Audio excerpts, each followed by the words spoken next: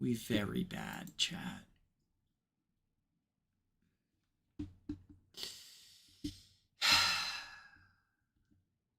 Chat, I feel like I need to go over in, like, extreme detail everything that just happened.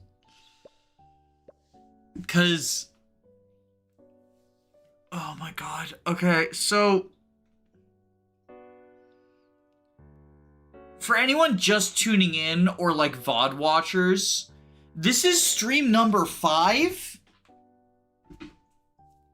I made a huge mistake. I trusted that a new feature YouTube implemented would, have been at all bug tested. They probably just asked their AI if it worked, and the AI said yes. So YouTube, apparently... oh my god. It's happening again. I don't even have vertical turned on! I haven't had vertical turned on for the past 2! It just gave me the flag that it's poor again, and it says it's sending it to multiple places. But where else could you be sending it, YouTube?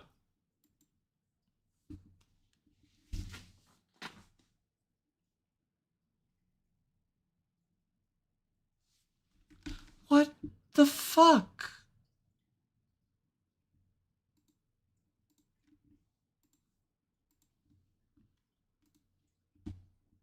Like, do I have some other program or something open right now? Nothing is uploading. I waited until late at night so my video would be done uploading. Because I was uploading a big video today. I waited until that. And my Google Drive isn't uploading. That upload's complete.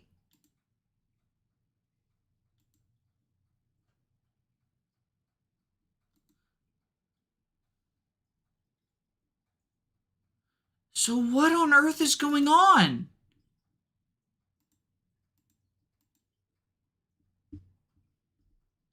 YouTube, what is your fucking problem? This is like... this is infuriating. I clicked test the new feature, and now I'm stuck with a fucking shitty, incapable of running stream setup. Like, is my voice lagging? Is my voice stuttery? Because it says from my end that the stream health is extremely poor. Serious issues that need attention.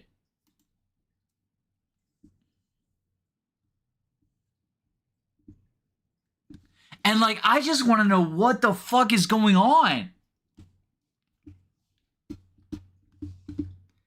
I'm not connected to my VPN. I'm not uploading anything. I'm not downloading anything. I'm not co-streaming. I'm co-streaming to Twitch, but that's never been a problem before. And I turned off the fucking double short bullshit.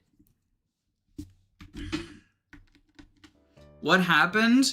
What happened is I trusted, because YouTube rolled out a new feature that lets you stream both, like, your regular stream and a vertical stream at the same time to, like, catch people who are doing shorts or whatever. And I turned it on, and then YouTube decided to crap the bed in, like, 7 different ways. Like, chat stopped showing up. It pushed me from a 5-second delay to a 60-second delay, where, like, chat was 60 seconds behind me, which is just not feasible for interacting, right? And I've restarted the stream multiple times to try to fix it. And I keep getting met with new problems each time. Like, one time it created 2 streams and it just made the channel banner the thumbnail for one. And, like, I'm laughing because it's funny, but I'm also just like, I'm so fucking demoralized, y'all.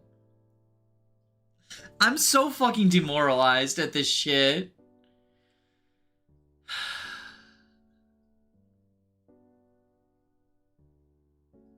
Because, like, this is gonna kill me in the algorithm now, too.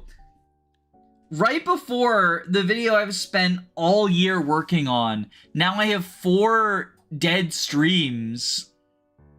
It doesn't matter if I make them like unlisted or private. YouTube's still gonna be like, nobody wanted to watch this shit, so nobody's gonna want to watch the Goto video.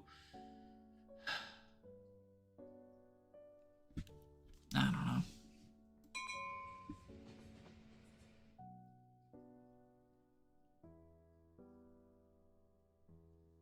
Trolley is quickly approaching 5 people tied to the tracks. You have the option to divert the trolley to a different track where it will hit 1 person.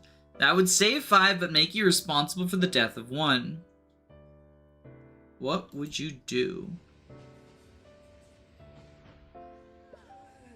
I mean, conservation of life. This saves 4 lives, basically, functionally.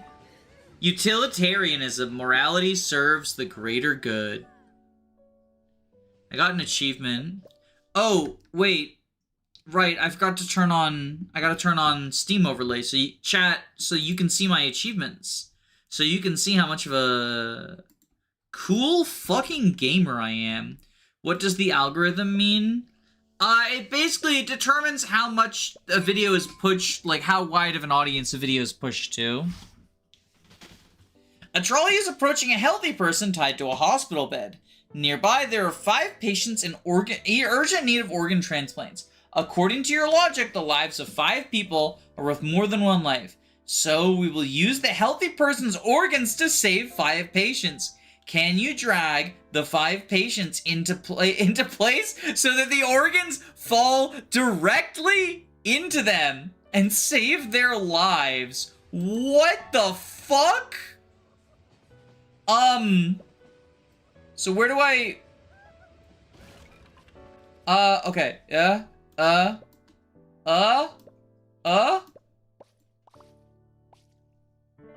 did it! I saved them!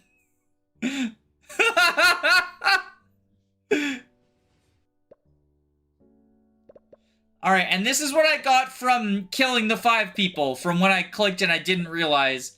Box ambiguity. A trolley is quickly approaching 5 people tied to the tracks. You can divert the trolley, but doing so will open a box containing a cat and a mechanism that might kill it. You don't know if the cat is alive or dead. Saving the 5 means discovering the cat's fate. What will you do? I mean, it's discovering, right? Like, we're not altering the cat's fate. So, like, we save... The cat's dead!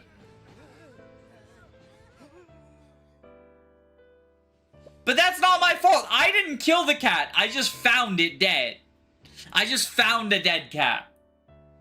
Someone is playing the shell game on the tracks, blocking the way. You must choose a free track to move your trolley, but be careful. Don't pick the track with the cat on it. We're fully in Schrodinger's cat territory. Okay, cat's right here.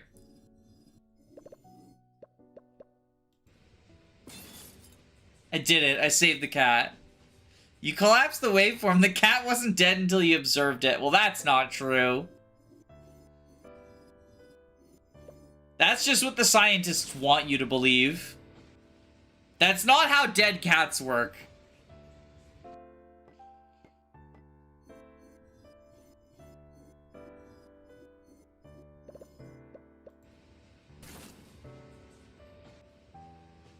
They're moving very fast now. Oh, there's 2 now! Okay.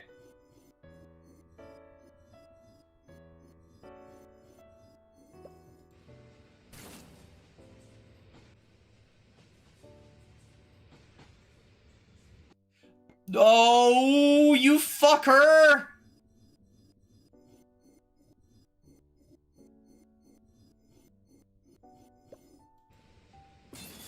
I'm tracking an empty one. Oh, a philosopher!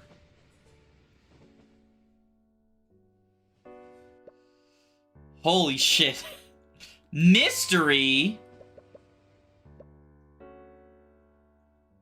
The trolley is quickly approaching 2 mystery boxes. One of the boxes contains a person, the other is empty. You have the option to divert the trolley to save that person, but you don't know which box is in. Do you? Oh, this is gonna be the 3-door problem. The 3-door problem that I fucking hate because it's wrong. It's wrong. Like, I don't care that the math is right. It's wrong.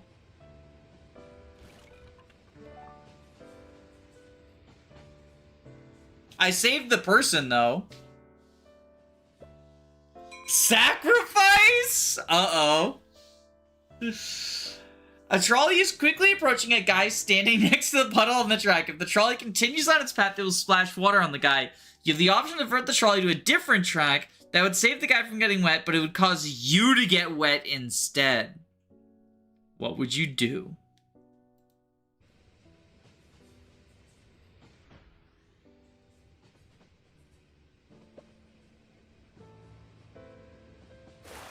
Get wet, loser. How is the three-door problem wrong? So it's approaching it from a perspective that doesn't add up. That doesn't perfectly add up, right? So the three-door problem, for anyone who hasn't heard, three-door problem, right? There's 3 doors. 2 of them contain fiery death. 1 of them has $1 million. You choose one door to open. So let's say you choose door number 2, right? You had a 1 in 3 chance of $1 million and a 2 in 3 chance of death, right? So then, somebody opens door number 1 and shows you that door number 1 has fiery death behind it. So now, door number 2 and door number 3 each have a 50-50 chance. And they ask you, do you want to change your guess?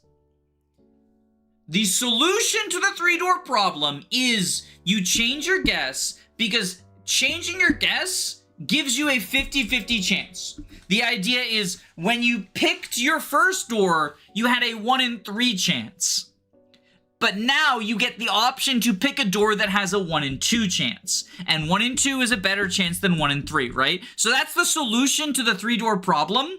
But it is ignoring the fact that the door you chose is also now confirmed to be a 1 in 2 chance. So, like, it's approaching it from a perspective that deliberately ignores some other information that you can intuit. It's like, well, it always makes sense, because the idea is it is always correct to switch. But I vehemently disagree, because both doors now have a 50-50 chance. No, that's just you misremembering the problem. If it's me misremembering the problem, it's because I've been fed the wrong problem. It's not because I've recently, because the more extreme example that then got brought up was, well, what if there's 1,000 doors and 998 of them get opened? It was always a 33% chance, but then someone revealed a different incorrect solution. But with that incorrect solution eliminated, there's now a 50-50. Triangle strategy. Okay, if I'm explaining it wrong, someone in chat explain it right, and then I will tell you why it sucks, because it still sucks. Pick an answer. 6 divided by 2 times 1. Wait, oh fuck! No, that's the wrong answer! I didn't have time to read it!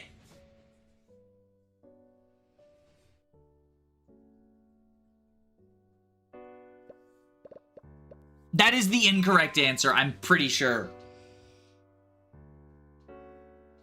A lot of people just, like, don't do the thinking, right? A lot of people don't know the actual order of operations. And that's why this is even a fucking thing, because people on Facebook don't know. So 3, so then it's 6 divided by 2 times, it's 9. It's 9! No, it's 9! It's 9! It's 9. It's not 1. So, the people who say 1 do not know the order of operations. Because they go PEMDAS, right? This is actually, like, as a math nerd, this is one of the biggest pet peeves I have, is people on Facebook saying it's 1, because they're fucking idiots. Like, there's a correct answer here. So, it's parentheses, because PEMDAS is parentheses, addition, subtract, or, parentheses, PEMDAS. So, it's parentheses, exponents, multiplication, division, addition, subtraction, right? So the people who don't understand order of operations think, because what they're missing is division and multiplication happen at the same time. They are the same step. And addition and subtraction happen at the same time. They are the same step. They are not separate steps from each other. So you do parentheses, is all parentheses. Then you do exponents. After you've done all the parentheses, you do the exponents. Then you do multiplication and division. They are a single step. They are not two separate steps. And the reason for that is that it's the same operation, but inversed. Which is the same thing with addition and subtraction, right? They're the same operation, but inversed. Subtracting is just adding negatives. Dividing is just multiplying by fractions, right? And so the reason people get that wrong is they go, oh no, you do the multiplication first, and then you do the division. But that's just not how it works. It's like 3rd grade level math, and people on Facebook fail it all the time. That's like the worst thing about Facebook. Well, aside from like the white supremacy. A trolley is rapidly approaching 5 people tied to the tracks. You have the option to divert the trolley to a different track. This action would save 5 people, but it will blow away a dog's bone. It's just hard to process that in an instant. I just didn't have time to read it. Statistically, you should always swap. No, you're wrong. You are incorrect.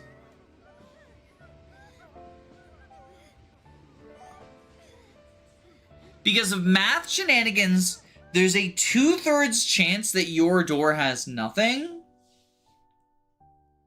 Oh, you're still doing, that's just, it's math shenanigans that ignore like the real world. The 2/3 chance that your door had nothing. You found a stray pet, you decided to adopt it. Can you take care of it until it gains monetary and moral stability? What? It's a Tamagotchi? What am I supposed to do?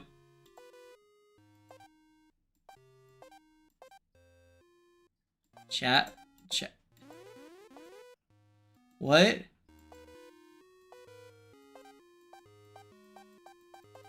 I feed you? Okay. Go to bed. Go to sleep.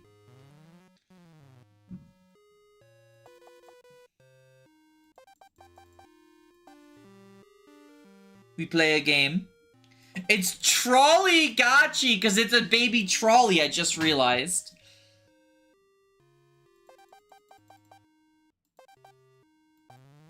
Go to sleep.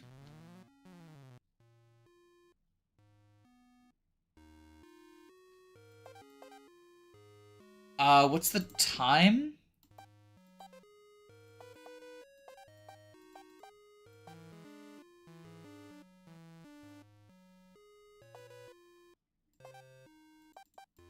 You should eat.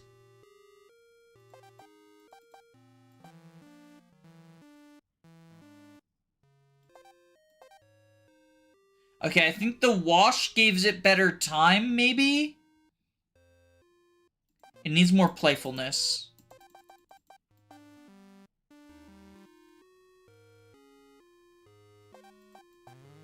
Your Bug Fables video is really good. Thank you. Yeah, I worked pretty hard on it. I mean, well, I don't work hard on all my videos. I work hard on a lot of my videos. I'm happy with that one. Obviously, as is the case whenever I do any non-Fire Emblem content, it didn't do particularly well.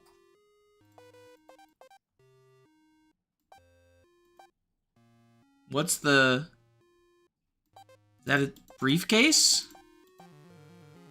Oh, I have to send it to work now.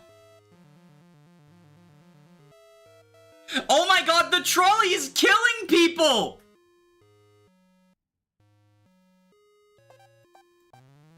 Keep making slop. I mean, I wouldn't describe the videos that I make as slop. I'll be honest, I find that description to be pretty insulting. I put a lot of time and effort into everything that I make, except for maybe the Let's Plays. But even then, like, there's the editing process, the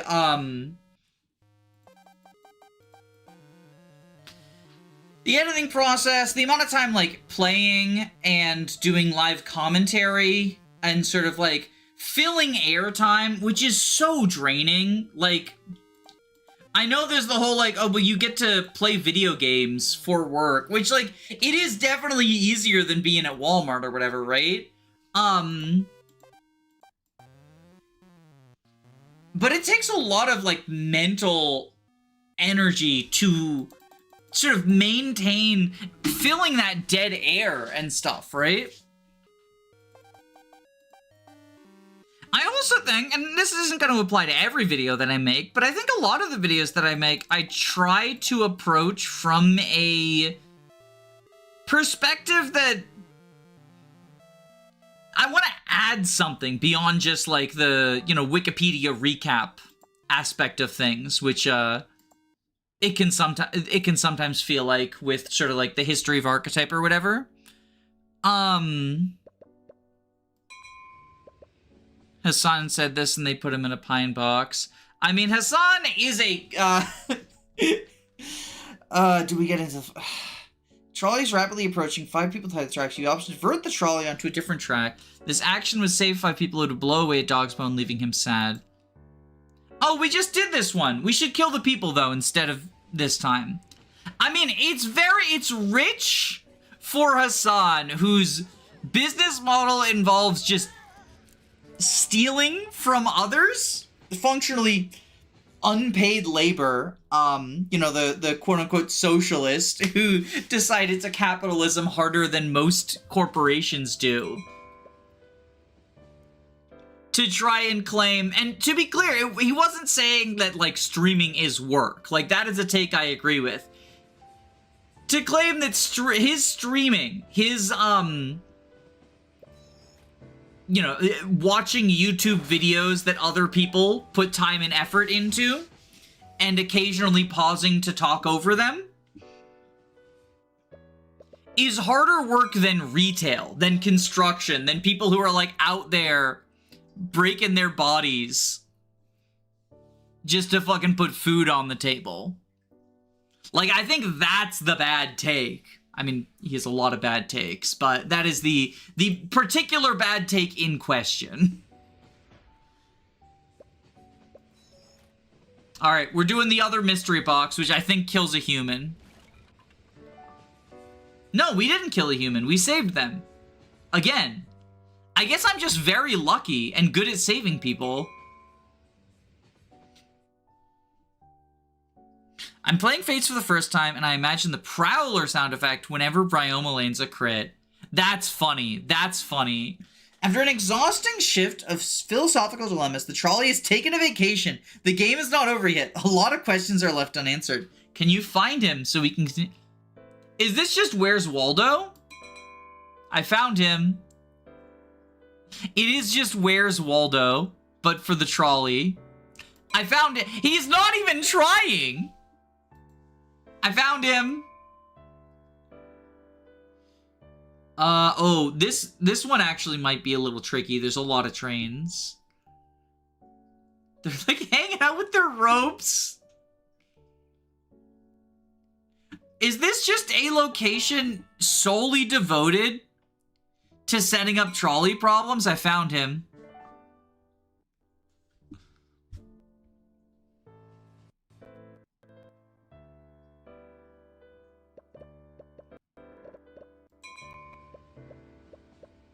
The idea that I was trying to communicate is that low effort content is okay. I mean, but I don't make low effort content for the most part. Especially now that I don't hold myself to having specific schedule. Like, I don't need to do a weekly or 2 weekly or whatever videos. Like, I'm not just gonna make something for the sake of making something. Like, if I'm gonna put out a video, I'm gonna be proud of it. I take a lot of work. I take a lot of pride in the you know, art that I make. I try to create things in such a manner that they, like, actually bring value instead of just being, you know, let me read from the Hector fandom page, right? and sort of describe, like, have you ever heard of Hector? Here's who he is. And I think most, I mean, I can't speak for everyone, but I think most Fire Emblem YouTubers, again, like, it's at the end of the day, it is videos about a Nintendo game for children. Like, I'm not fooling myself into thinking that I'm making, like, some life-changing political text that's going to ripple through the fabrics of history, right? But, like, and I don't think my peers are either, right? Like, specifically within the Fire Emblem tuber area.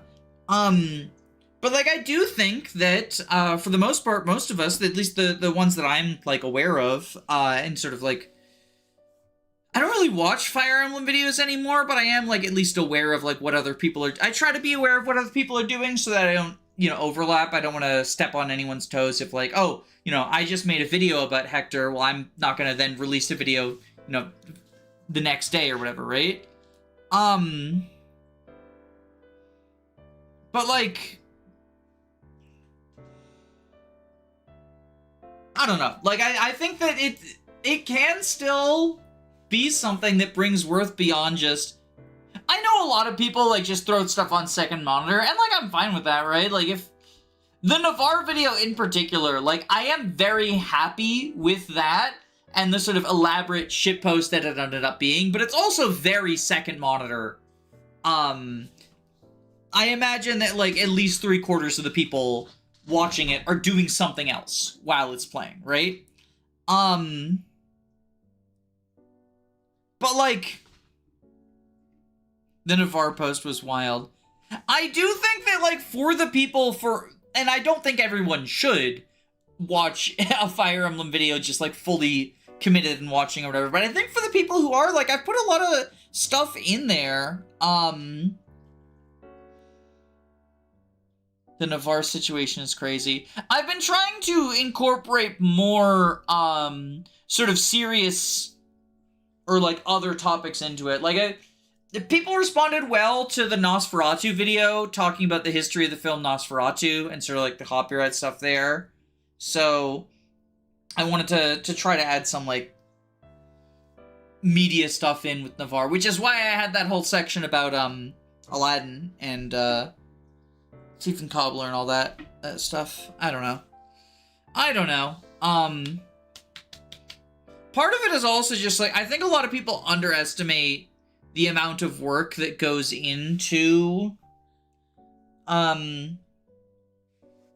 videos, in part because, like, there are slop channels, so we'll just pump out, like, a 30-minute video every 2 days or whatever that's just them talking to the camera and giving their unfiltered thoughts on, whatever the issue they've decided to talk about is.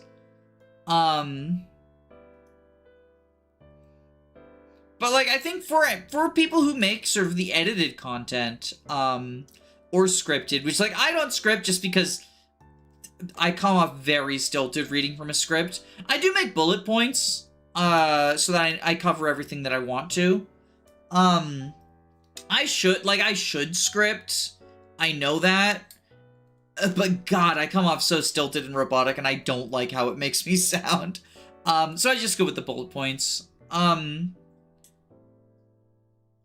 I think I spend roughly an hour for every minute that's in a video. Between planning it out, writing it out, recording it, having to re-record flubs because my fucking stutter and my fucking tripping over my words and stuff. And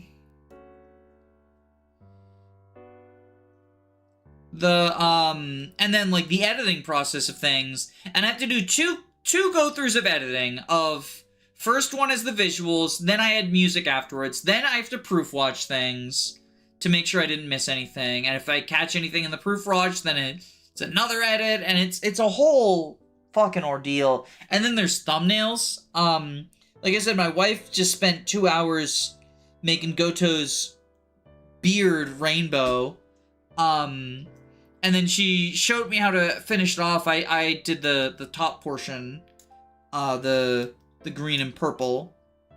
And that took time for both of us. I kind of got distracted. I don't remember what we were talking about. There's 5 people tied to the tracks. You can divert the trolley, but doing so will kill the box containing a cat. Oh, right.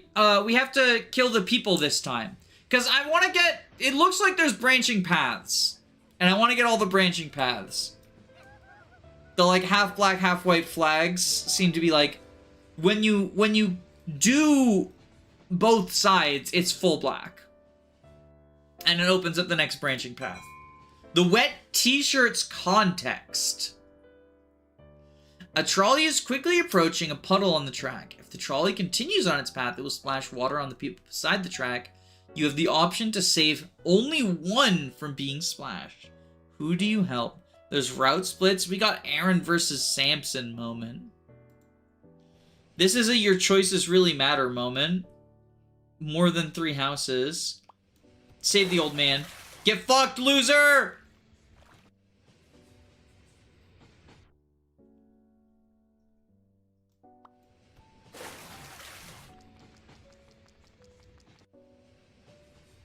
$360 hours on Goto is great. I probably spent more than that if I'm being honest.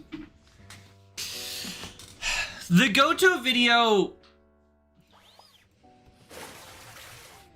The robot died!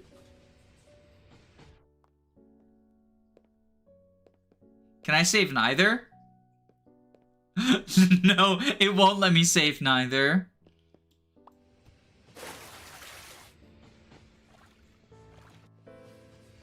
The Goto video, I know it's gonna perform poorly. Robot, witch, or mime clown? Easiest click of my life. Someone in a bathing suit or someone in a raincoat? No, it hit them in the face! I didn't want that.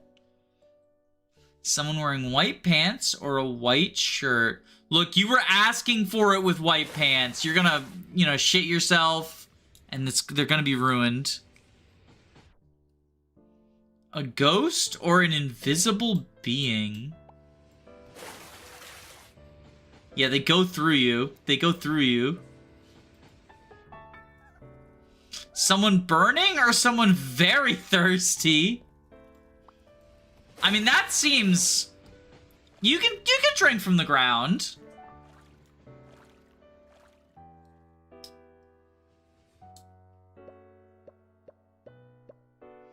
Quick math. Oh, no.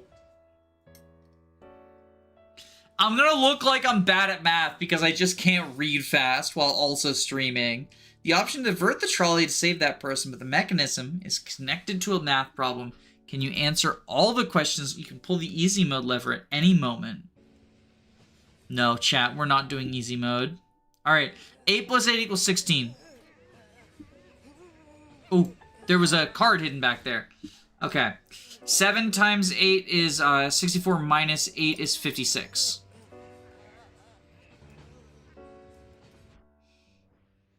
$60 divided by 3 is 20! 35 divided by 5 is 7 minus 7 is 0.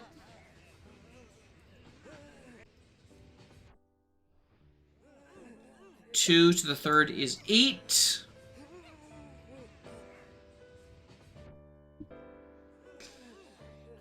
Three, so 6, 10.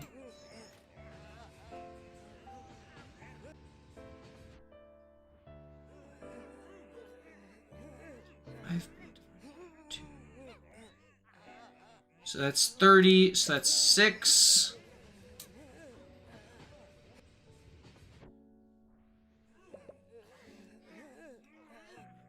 Negative 1? So that's plus or minus I, right? Yeah. Yeah. Okay. 1, 2, 3, 4, 3, 2, 3, 2, 2. I hate you. I hate you! We did it, though. The Oifi and Est videos are some more popular. I know that's not the only metric that matters when it comes to video, and Goto is much longer, but it might be a good sign. Yeah, I mean, on the other end of things, though, Navarre came out a week ago and did, I mean, it's at what, like 7K? So, that's not a great sign. Like, I don't know, my channel's been, on decline for quite some time, in part, like, all of YouTube is kind of a sinking ship at the moment. Presumably length. Yeah, I do think the length turns some people off. And, like, that's something I'm fine with, right? The return the shopping cart. This requires extra effort and is no benefit to you. Alternatively, leave the cart in the parking lot. I always return my shopping carts, chat. I need you to know, I always return my shopping carts. So this is the... Which, is this the right way? Is this... That's not even extra effort, that's automatic. But I always return my shopping carts, I'll have you know. I went shopping today at a craft store for a Christmas gift for someone. And, they didn't have a cart return. So I walked it back into the store. Oh, this was the same one. Oh, shit. Now I gotta break my rule. This Walmart employee thanks you. You're welcome. I do it for you personally, actually. Sir, where's the spot? Sir, where's the pot? I literally, the only reason I do it is because you work at Walmart. And as soon as you quit, I need you to DM me, and I'll start, like, ramming people's cars with my shopping carts on purpose. I'll just, like... As I'm getting in the car, I'll just be like, Geronimo! Fucking throw it, shove it downhill. Let God decide what happens to it. That's probably a crime. You have 1 minute to grab all the groceries in the store for free. Aim the cursor where you want the shopping cart to go and take the groceries. Careful, you can't take all the groceries on. Can you empty the store? Oh, no.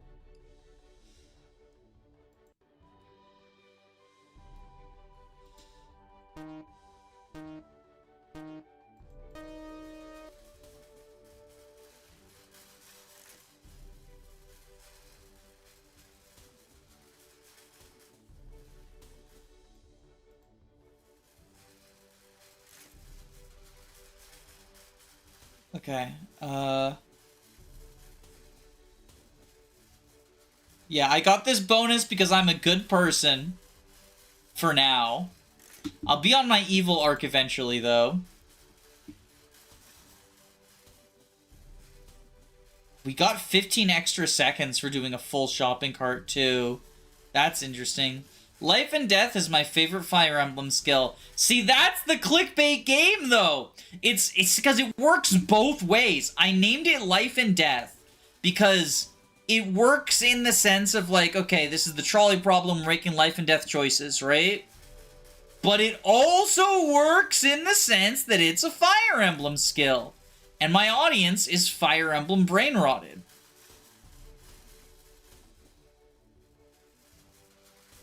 So that's like, you know, if you wanna, you know, YouTube it out, these are the things you gotta think about. I do try to avoid, for the most part, like, the egregious clickbait where it's just a fucking lie. Although, I will say, I did kind of do that one time. The Among Us emblem video, wherein I used the existence of Fire Emblem Shadows. Stage failed! I used the existence of Fire Emblem Shadows to clickbait a video about Tearing Saga and Berwick Saga. And, like, that was that was definitely pretty fucking not I guess not kosher. Like, you know, at the end of the day, it's whatever, but it's also like that is, somebody commented on it the other day, because I do get notifications when people comment on old videos, and you know, if you happen to comment on an old video while I'm taking a poop, I will see and I will respond. You know, that doesn't mean I'm gonna respond to everything on an old video, right? Like, you gotta time it right. You gotta learn my bowel movement schedule. But basically, they were like, you know, this is the most egregious clickbait ever, and I'm like, yeah, that's right. So I just responded that the thumbnail is an imposter, because, like, what am I supposed to say? Like, it was. It absolutely was.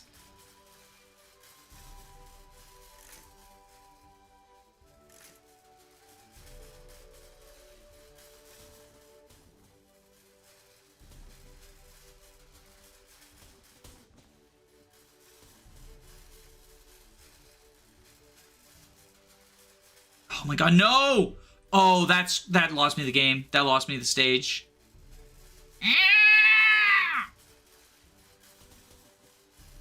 We might still have it. We did it, gamers.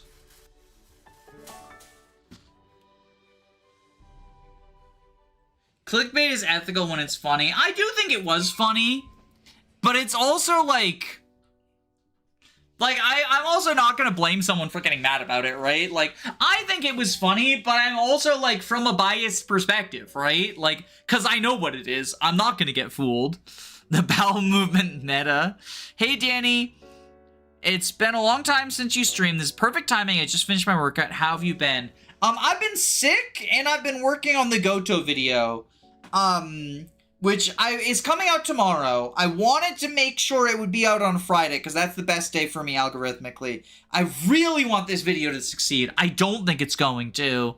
Like, a trolley is quickly approaching your girlfriend, who's tied to the tracks. You have the option to divert the trolley to a different track, but on that track is your best friend, who's also tied up. You discover that your girlfriend has been cheating on you with your best friend, but your best friend didn't know she was your girlfriend. To complicate things, your best friend is terminally ill and will die of cancer in a month. What do you do? What the fuck? What soap opera ass situation did I just walk in on? Die. For the sin of being a man.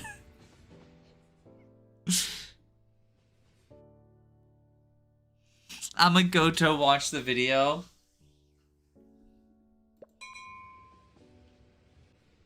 I still have to add timestamps. I haven't done that yet. I did everything else. You are a schoolgirl named Tamako. You and your friend are late for school. Soon your life will change forever. Don't get your heart broken.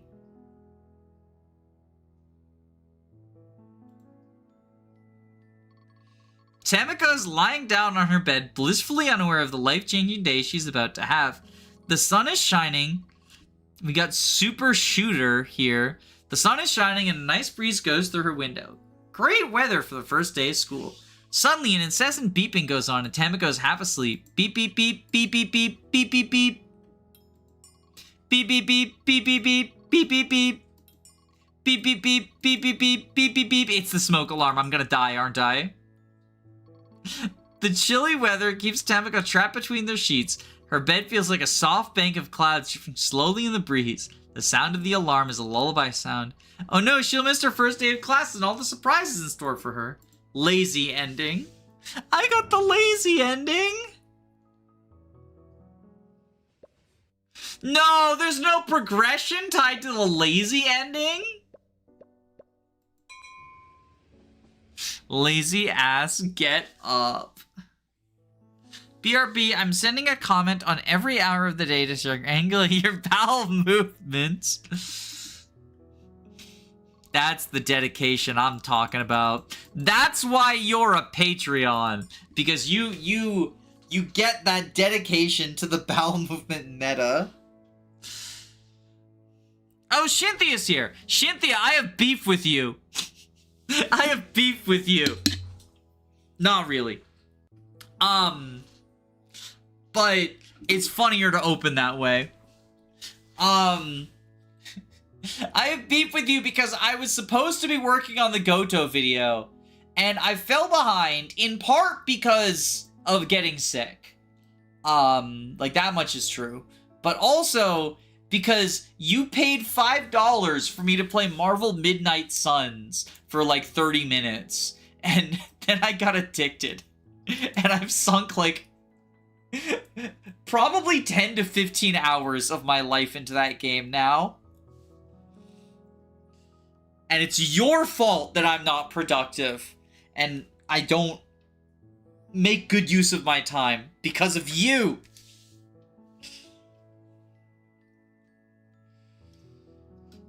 How many games are in this trench coat? A lot.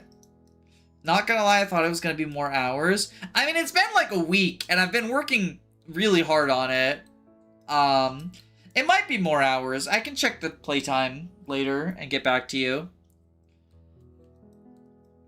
It is actually fucking wild to me. The Avatar Chosen One dick sucking being in a Marvel game. Because, like, I get it. Like, some heroes are definitely more powerful than others, right? But, like, in your starting crew is, like, Captain Marvel, one of the strongest superheroes in the entire, like, Marvel multiverse. And, like, Hulk is there, too. And people are, like, talking about, like, how... But they still do the,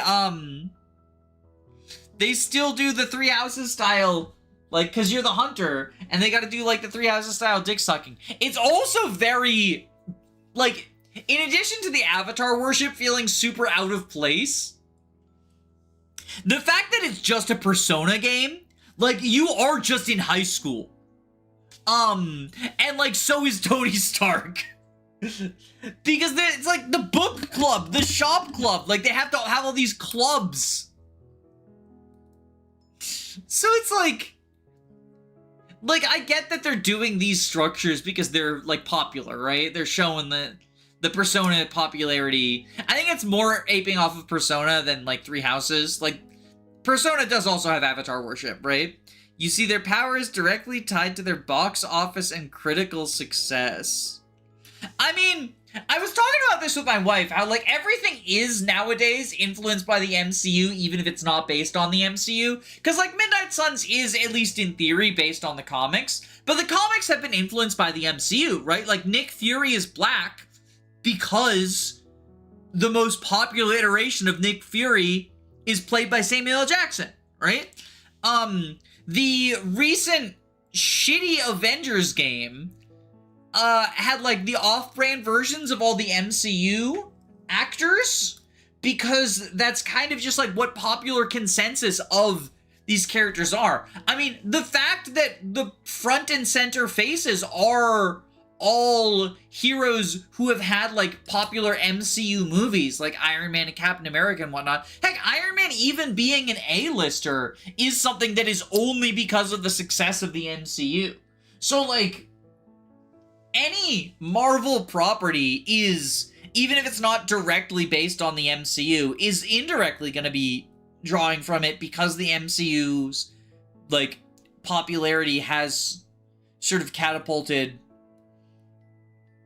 it into that position. School got invented by Persona confirmed. If the fucking reviews of Three Houses are to be believed, yes. School got invented by the combination of J.K. Rowling and Persona.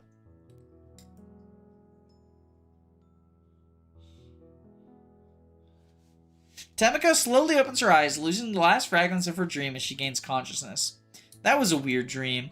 I can barely remember it. Something about a morally heavy decision, letting people die or saving them by actively killing another.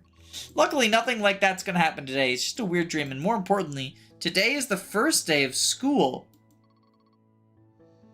Rivals also means certain populace get character. True! I have not played Rivals at all.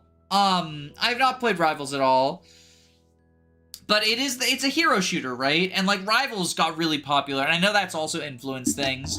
Although I also think a lot of the Rivals characters are in part a result of not necessarily just the MCU. Cause like Spider-Verse stuff is there too, right? Like Spider-Gwen, I think, is one of them. But like there's, they feed into each other, right? Only 4 video games were ever released. Mario, The Last of Us, Persona 5, and Expedition 33. The 4 video games joke never gets old because it's always a different 4 games, but it's always Mario. And Mario's not a video game. There's no video game named Mario, which is very funny. Like I genuinely love the 4 video games joke. I talked about this in my E33 video, but like, I feel like I need to clarify my stance as well, because I don't want to get lumped in with like the absolute shitters who are just mad that Expedition 33 is popular because it's good. I think that, like, winning Game of the Year should only disqualify you from genre, not from department awards. Like, I think every department does deserve to get their work recognized. Like, stuff like, best art direction, best story, best acting, all that should get recognized. But I think, like, if you're Game of the Year, a different RPG can get best RPG. A different indie game can get best indie game. Like, I think that's fair. Because peak slot is E33, is that like what people are saying now? The last thing that I heard was people putting fucking Nazi dog whistles in the title. They call it EKKK. They call it like EKKK, like Expedition spelled EKKK, and then like 88 instead of 33, and they put another one in too. Or ESS, EKKK, and then SS instead of S. Basically, trying to say that the game is racist, because it's popular. This is the only part of the internet I hear about Expedition 33.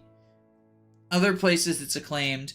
I've only played for an hour because I got sick shortly after playing it, but that hour's really fucking good, right? Like that first hour is really fucking good.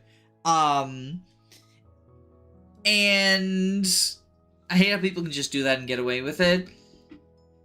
Yeah. I guarantee you it's mostly people who just, like, haven't played it and are just, like, popular, therefore racist. Or have played it and, like, didn't like it, which is valid. Like, you're allowed to not like it. The thing is, right, like, if someone gives me a substantial argument why Expedition 33 is racist, like, I will listen to that, but the only explanation that I've been given is, well, I saw someone on Twitter who was racist say that they liked it, so the game itself must be racist. Which, like, I got bad news for you. There's a lot of racists in the world. If a game is popular, just statistically, there's gonna be racists that like it. I guarantee you there are racists that watch and enjoy my content. And I know that because I constantly have to shadow ban people for saying racist shit, up to and including the N-word. Right? Like, Hitler ate sugar too. Are you gonna boycott sugar? Some people would. Some people would. Like, that's the thing. You know? It's like that old joke. There's that old joke. It's like a bit of a dark joke. But it's like, God, the guy who killed Hitler, you gotta agree, the guy who killed Hitler was a hero. You know, he might have done some things, some other things, but he killed Hitler, so he's a hero, right? And it's like, it's that extreme, right? Like, the point of the joke, right, is just that, like, you know, people will just glom onto whatever, you know, enemy of my enemy type stuff. Because for anyone who doesn't know, Hitler killed himself. Like, Hitler committed suicide. So, like, yeah. I don't know. The internet is exhausting. I guess that is, to wrap it back around, that's why streaming is the hardest job in the universe, because you have to deal with the depths of the internet. My friend Tomodachi said wait, Tomodachi? Like Tomodachi Life? Get a toast and then open the door. Hey, how are you, Tomodachi? I'm so because we did just have the Tomodachi trolley. I'm a little more demure and shy, yet secretly excited. I like how they just speak it all out loud. Tell me about it. I'm your Tomodachi after all. I mean friend. Have you heard about utilitarianism? Not right now. Tell me when we walk to school so we elegantly arrive just in time before the bell rings.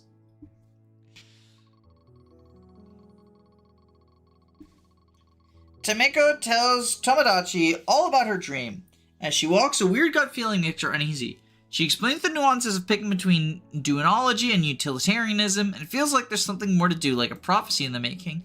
They discuss amicably yet firmly about their points of view. Then the two friends have a big laugh. The nuances of morality have never been an issue in their friendship.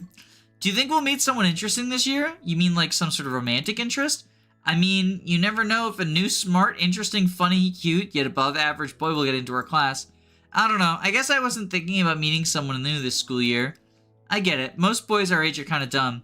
True, although at least some are kind of cute. Oh no, Tomodachi! We've been strolling casual for too long. Look at the time. We shouldn't have spent all that time discussing the moral implications of my wacky dream. We're gonna be late for the first day of school. This shouldn't happen to normal, regular girls like us. Don't worry, Tameko. The first day of school is never significant.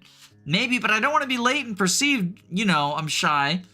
Also, if I'm late, my perfect record will be lost. And that's all I got to brag about. Tameko, calm down. They don't do roll call on the first day. But you really want to get there on time, we could just take the trolley!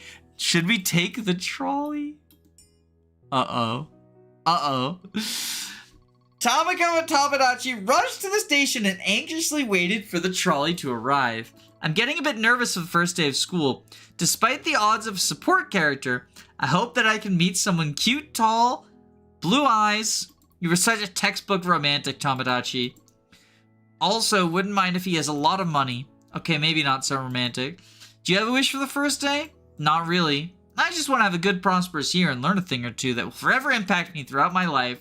And of course, I do hope to not see Tekei. Oh, Tekei, yeah, she used to be your friend, right? Yeah, but she suddenly stopped talking to me. It came out of nowhere. As soon as she became popular, had a lot of friends, and had that contract to be a teenage model. Not a clue of what happened. And now she's always mean to my friends to keep her status, as if. Well, forget about her. Let's have a good, uneventful year, meet cute boys, and get a little above average grades. Ding ding! Oh look, the trolley's arriving. Oops, never mind, that one doesn't go to our school. We need to take the next one. Ding ding! Tameko's heart sticks a beat. Is this the gut feeling she's had since she woke up? Is this it? Was she waiting the whole time for this? Tameko's pulse rushes. She feels anxious and at the same time more excited than she's ever been in her whole life. As if she was born to be here in this moment. Almost as if time had slowed down, Tameko's eyes brushed through the tiny surface. Bright lights, the sweet ding of the bell. She'd never seen a machine so perfect yet beautiful. Tameko's cheeks have a slight pink tint to them, but she feels the heat rising from her face. Ding ding! Tameko, are you okay? You look more nervous than usual, and you're blushing. Ding ding! Oh! We're dating the trolley! Hello, Mr. Ding ding. Oh, my name's Tameko. It's a pleasure nice to meet you. Ding ding. Trolley-san! Trolley-san! Trolley-san, that's a beautiful name. Ding ding. You are so straightforward, Trolley-san. Develop an unhealthy obsession. Tameko's cheeks are now bright red. Her heart is pounding uncontrollably. Ding ding. Accept the invitation to ride Trolley-san. Tameko's heart beats even faster than ever. She's about to make a decision that'll change her life forever. Yes, yes, Trolley-san. 1,000 times yes. Yes, yes, yes, yes, yes, yes, yes. Tameko continues for a long time. Yes. Tameko shivers and weeps while a bright smile can be seen in her face. She keeps muttering yes to herself. Ding ding. She rushes inside Trolley-san without thinking about her future responsibilities. Not even thinking about her perfect record. Tameko, wait! Ding ding. Tameko! Tameko! What about our classes? The first day of school, your family? What about your perfect record? I don't really care anymore, Tomodachi. I think I'm in love. Ding ding. No! Don't go! Who am I gonna hang out with at school now? Who am I gonna copy answers from now? Tamako and Trolley-san leave together. A bright sunset can be seen in the distance. As destiny makes his play, two souls in love at first sight rush their happily ever after. But just like a good piece of toast, love can't be rushed. Trolley-san and Tamako enjoy the first date together and the next one. They have many good days together as their love blossoms. Nevertheless, the shine of the new love dissipates and butterflies fade away. Just like the limited edition white Fritos. After a life together, their love is not what it used to be. Without the strong foundation that only time can build, their relationship falls apart, and they resent each other for time lost.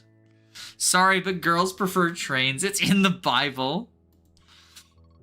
If only Tamako had waited one day, just one day. Now she has no love, no Trolley-san, and no perfect record. Rushed love ending. We got another bad ending. Yo, this one's hard.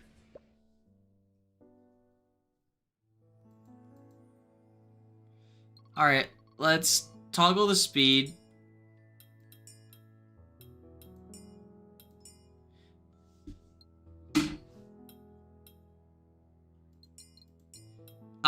Let's walk and be late.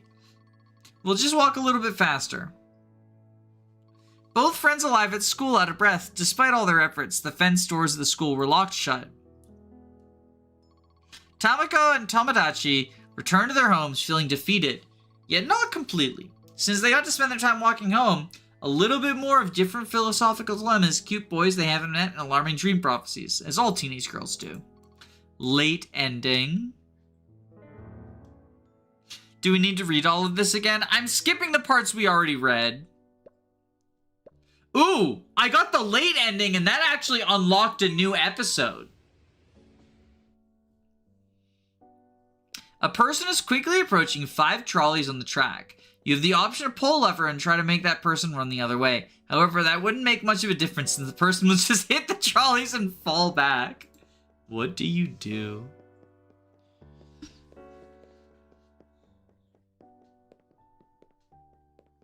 I'm just gonna let them do it. Ooh, trading card. No, the trading card.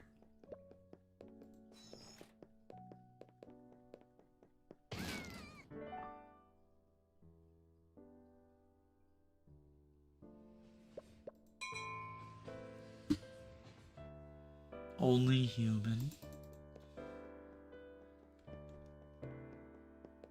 I wanted to stop them. I think I did it too late, probably.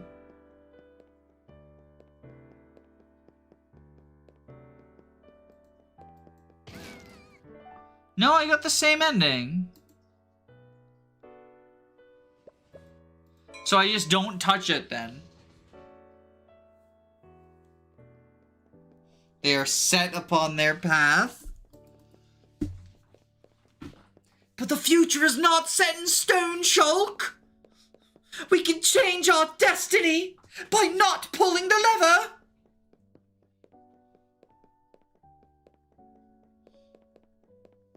I just passed my driver's test. Now I'll do the trolley problem IRL. Oh no. Daily commute. We'll do the dating sim after a few more regular trolley problems.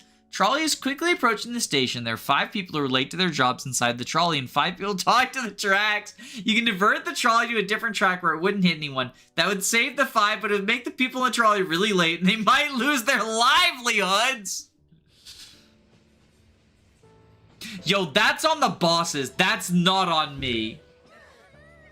Incorporated? You know, you gotta deal with it.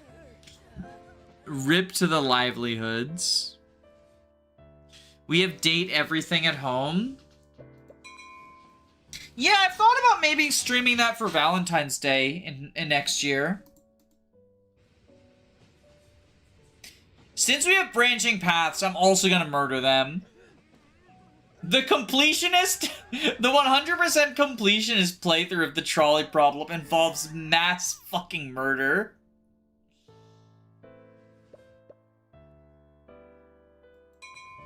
Trolley problem surfers. Thanks for that casual reminder. I need to get back to Xenogears. Nobody needs to get back to the Xenoblade series. You can choose to make good life choices and play actually good games. Look, I'm sorry. The fan base already hates me. I'm antagonizing them. A human is quickly running through the trolley tracks. Nobody knows his motivations, but he's in great danger of getting run over. Can you click the screen to help him avoid any danger? This is fucking Subway Surfers!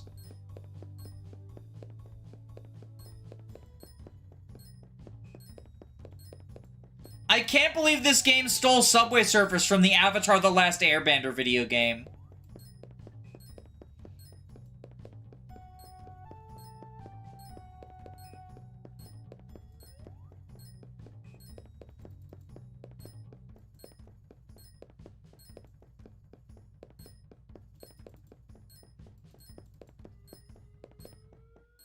So I have never played Subway Surfers before.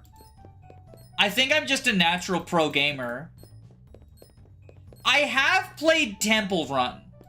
I played hella Temple Run when I was a summer camp counselor.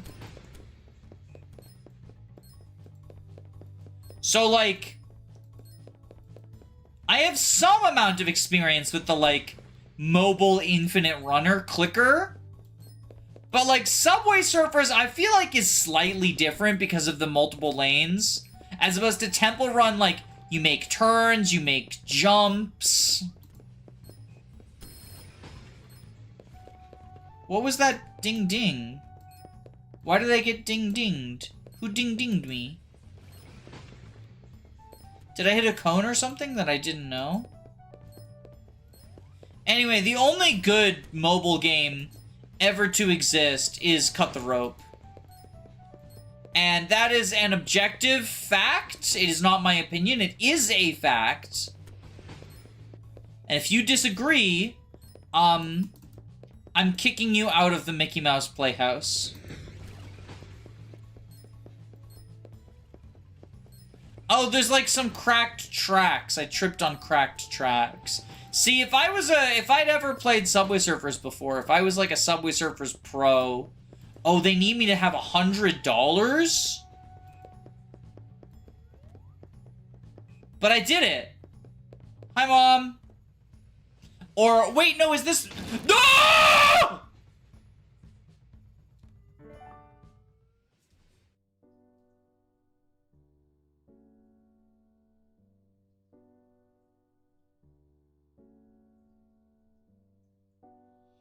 I got so fucking jump scared!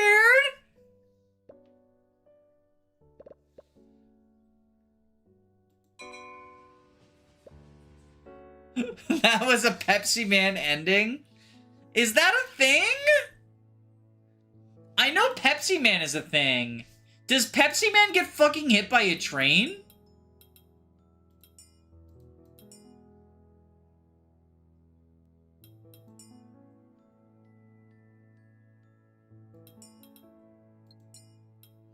Alright, so we're gonna fall in love. But we decline the invitation. I'm terribly sorry, Trolley-san. I won't be able to this time. I have to get going. It's my first day of school. I promise next time nothing will stop me. I swear it. For my perfect record, this beautiful day, and the butterflies in my stomach. So the pupa-shaped thing I found wasn't a limited edition white Frito. The trolley leaves with the usual cadence, and Tamako stares for a moment too long. In the distance, she can see it. She's trying to record her memory every inch of his being. Tamako, are you okay? You're not usually that red. Not until after lunchtime, at least. Are you feeling alright? Yes, Tomodachi. I've never felt more alive. I mean, I think it's just a little headache. If you say so, Tamako. Look, our trolley's here! Hurry up! Tamako and Tomodachi enter the trolley, one of them feeling a bit less ready for school and more ready to live life. Tamako and Tomodachi arrive at school with enough time to find their new classroom. Soon they find out they are still in the same class group. So the first period goes by as usual. New teachers, reunions with old friends, and the gossip from last summer. But before they realize, the second period is starting. Tomodachi, quick! I don't want to miss the next day of class. It's my fave. Which class? Oh, you mean philosophy. I love it too. I heard that last year they had a big class project that lasted the whole year. I hope we get something like that this year too. I never expected a turn of events. The two friends run into their all-time nemesis, the infamous yet super popular Teki. Long time no see, Tamako. Yeah, like a whole summer. What are you doing here? It seems like you left your brain at home this year too, Tamako. I'm here for class, Obs. My favorite, by the way. That can't be. You're way too superficial to understand the subtle yet elegant conundrums of philosophy. I know for sure it isn't your favorite. Besides, I thought you were in another group. Yeah, Takei, I bet you're just here to mess with us because you're weird like that. Haha, even if that were true, I'd only do it because it's fun to mess with you all. And there'd be nothing you could do about it. Let's go, Tamako. She's just not worth it. No way, Tomodachi. Philosophy's my favorite class, and we have to go since it's graded. I don't care if Teki is here. Teki brushes aside her long, luxurious hair. There's a subtle smirk on her lips, and a mysterious, evil glow in her eyes. Whatevs, I don't care what you two losers do.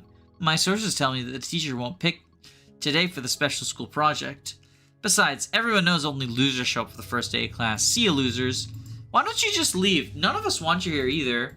Ugh, I don't need this right now. I'm gonna go talk with the lovely, cute Trollia. No!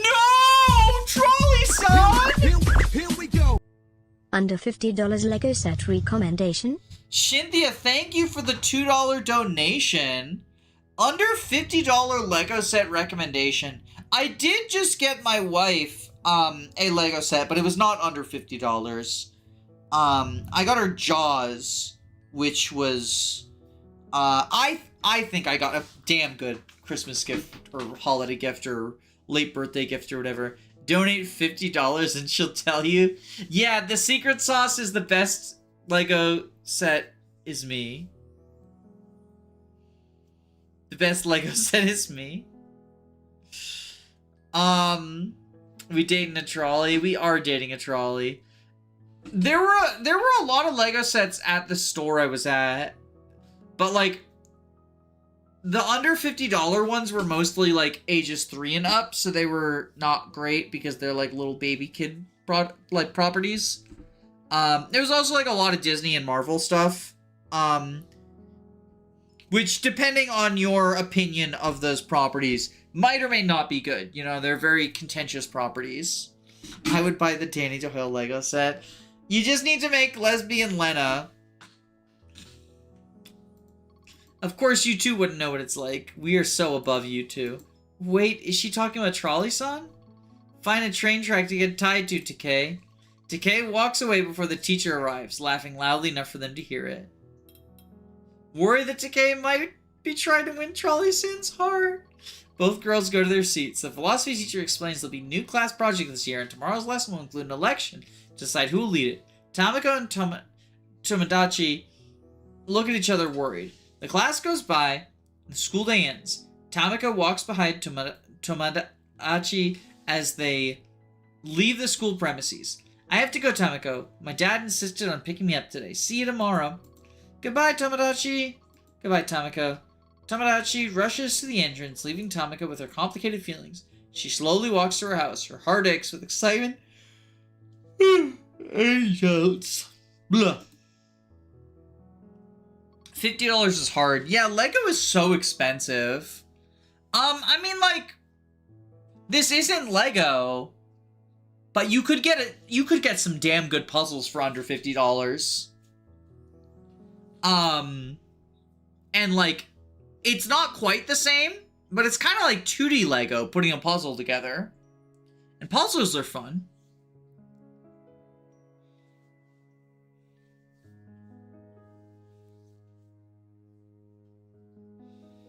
The new day arrives swiftly. The sky is bright and Tamako rushes out of bed, filled with energy of fresh morning. She made up her mind last night. She wants to be the first one in today's philosophy class. Also, she wouldn't mind seeing it again at the station. Tomodachi appears in front of her with a big smile. banishing the thought of a cute trolley. Good morning, Tamako. Good morning, Tomodachi. Let's go. I want to go to school fast. I'm sure today will be great. Tamako and Tomodachi rushed to the street while laughing joyfully. Wait, Tomodachi! What's wrong, Tamako? Would you mind if we took the trolley today? But we're on time, early even. Yeah, I know, but I just want to be there, extra early. Wait a minute. I know what's happening. Tamako's cheeks quickly flush red. You want to see that trolley again, don't you? No, why would I? That's not true. Tamako's face is now completely red. She looks at her feet while playing with her hair. Don't worry, Tamako. You don't need to lie to your best friend. After all, even if I don't understand it at all, I'll always be on your side cheering you on. Thank you, Tomodachi. You're a great friend.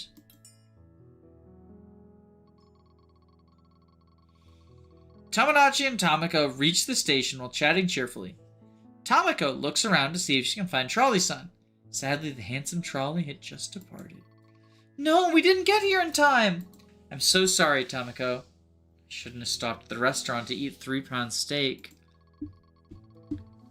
Don't worry, Tomodachi. I know you're on a strict diet and need your morning protein. I bet we'll see him tomorrow. Actually, I'll make sure of it. Thank you. I hope so, Tomodachi. Is that Takei? What is she doing here? Tomodachi and Tamako take the next trolley to school. Tamako stares longingly at the tracks. Why was Takei there? Did she meet Trolley-san? Is it possible the two? No, that can't be! They get their first period class just in time. Good morning, students. I see all your excited faces. Calm down. As I told you all yesterday, we're going to decide who will be in charge of this year's philosophy class project. This will count for 90% of your grade and will probably determine your status and social life throughout the year. Professor, I want to be in charge. Wait, that's not fair. You can't be in charge. You just want to be popular. Besides, Tamako also wants to be in charge. Oh, I see a little healthy competition. Is that true, Tamako? Say yes. Yes, Professor? Very well. If no one else wants to join, then we'll proceed to vote. The teacher takes a prop paper and divides it into 31 pieces, handing one to each student. I'm going to vote for you, Tamako. Don't worry. Thanks, Tomodachi. You're always so supportive and loud. No problem. That's what I'm here for. But who you vote for, Tamako? I'm not sure. I don't know what the right thing to do is.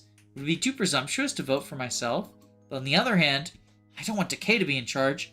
She doesn't respect philosophy. She just wants to be even more popular. At the same time, I don't know if it's morally right. How ironic to have this kind of predicament in philosophy class. What are you going to do? I'll vote for Takei. Tamako shakes her head and writes her vote down. The teacher collects all the votes in a box and begins counting out loud. The whole class is on edge. Let me guess, it's going to be settled by one vote. My vote mattered. This election has been the most exciting thing since they painted the cafeteria purple. One vote for Tamako, one vote for Takei, one vote for Tamako, one vote for Takei. One by one, the votes are counted. The whole classroom seems to be holding their breath. Eyes glued to the small piece of paper as the teacher reads them with a shiny smile. The final tally is 15 for Tamako and 15 for Takei. And the last vote is for Takei! Oh no, not Takei! Haha, losers. Of course I won. There wasn't any real competition after all. Go and jump on a trolley track, Takei. I'm sorry, Tamako. I was hoping you'd be in charge of the class project. It's okay, Tomodachi. It's not a big deal. You can still enjoy this year's philosophy class. Okay, class. Remember that project will start tomorrow on the field trip. Oh, right, the field trip. We should get ready as soon as we get home. Oh yeah, you're right, Tamako. Let's meet there tomorrow. I'm kind of nervous, Tomodachi. I hope Takei won't try something mischievous after all. Ugh, I still can't believe. Don't worry, Tamako. As long as we're together, that dumbass won't be able to do anything to us. I got you. So, prediction! Prediction! Since we're not president, we can fuck the trolley cart now. The school day rushes by and soon it's over. Tomodachi and Tamako walk home to get ready for a new day. Tamako tries to shake her doubts. Takei is a mean and selfish person, but as the leader of a project, she wouldn't do anything to ruin the field trip, right? Besides, there are still a lot of feelings that are making her nervous. She thinks the possibilities... Sorry, you're fantastic. She thinks of the possibilities of a new day to meet Trolley-san. Be confident about the love. As soon as the first beep of the alarm goes off, Tamako is already putting on her clothes. The blood rushing through the veins, she thinks of the day to come. The field trip, Trolley-san, my future. It's all waiting for me. Tamako sent a text message the night before. I'll meet you there, Tomodachi. Tamako reaches the station, panting. She had enough time to get there, but the adrenaline made her run. She takes a deep breath. Charlie-san is about to arrive. Finally, the wheels of destiny turn in her favor. Suddenly, a cloud covers the sun, casting a shadow over her. Or at least that's what she thinks. A dark figure looms behind her. What's happening? A handkerchief covers her mouth and Tamako blacks out. Oh shit, I'm part of the trolley problem! Tamako feels herself returning to reality. She's dizzy and confused. She opens her eyes and she hears screams. Tamako, please wake up! Tomodachi, what's going on? What are we? Who are these people? Someone tried to tie us to the tracks. I don't know who or why. I'm scared, Tamako. One track, there's a stranger tied up. On the other, Tomodachi and Tamako are in the same situation, struggling against the ropes. Tomodachi, I'll get us both out of here. Hold on. There's no time, Tamako. The trolley, Tamako. The trolley is coming. Trolley-san? Ding, ding. Trolley-san rushes, shiny metal and bright lights. He's never looked better or faster. Ding, ding. Oh, Trolley-san, I'm so happy to see you. Ding, ding. Trolley-san, no, what are you doing? You have to stop. Please stop. Ding, ding. Oh no, he's not stopping! Tamako's eyes widen in sudden realization. He's not listening to her. Was this the same Trolley-san? How can this be? Oh my god, look over there, it's Takei! Takei smirks and shakes her long hair. Ha ha ha, you finally noticed it, Tiny and Dun Tamako. What do you think I should do? Move the lever or do nothing? Please, Takei, don't do this. Please move it, save us. It's not worth it. I think I will not. You see, I met Trolley-san first. We're the perfect match for each other, and his heart belongs to me and only me. Ding, ding. See you never, losers. No, please, Takei, move the lever, help us. Ding, ding. This is the end, Tamako cries. Goodbye, Tomodachi. The trolley rushes forward relentlessly, seemingly unaware of Tamako's tears and pleads, with no idea that an unlucky girl is on the tracks. The world shakes and everything fades to black. Ding, ding. Trolley-san's bell is the last thing you hear. Trolley-san is at my grave!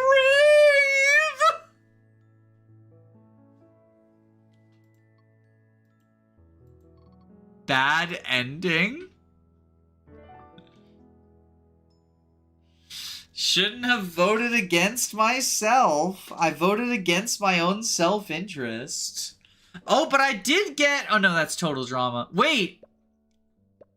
I got the complete... Is there no good ending?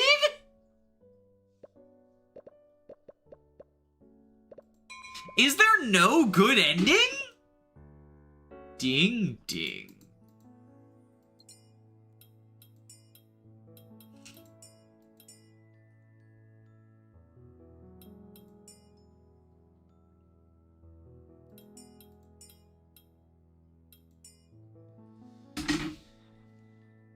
Doomed Trolley Seiyuju.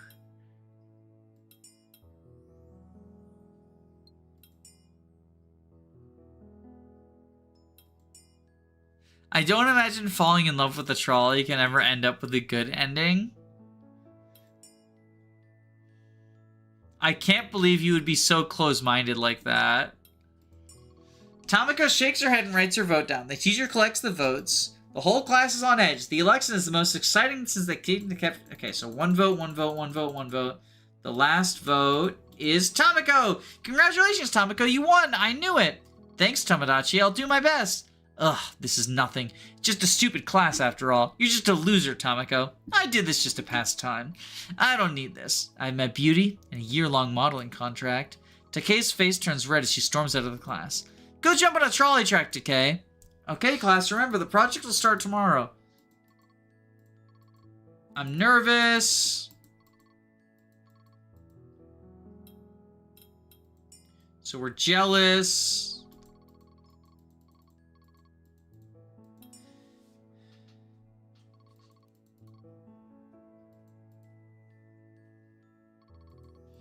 So wait, us voting didn't change things? Oh wait, what?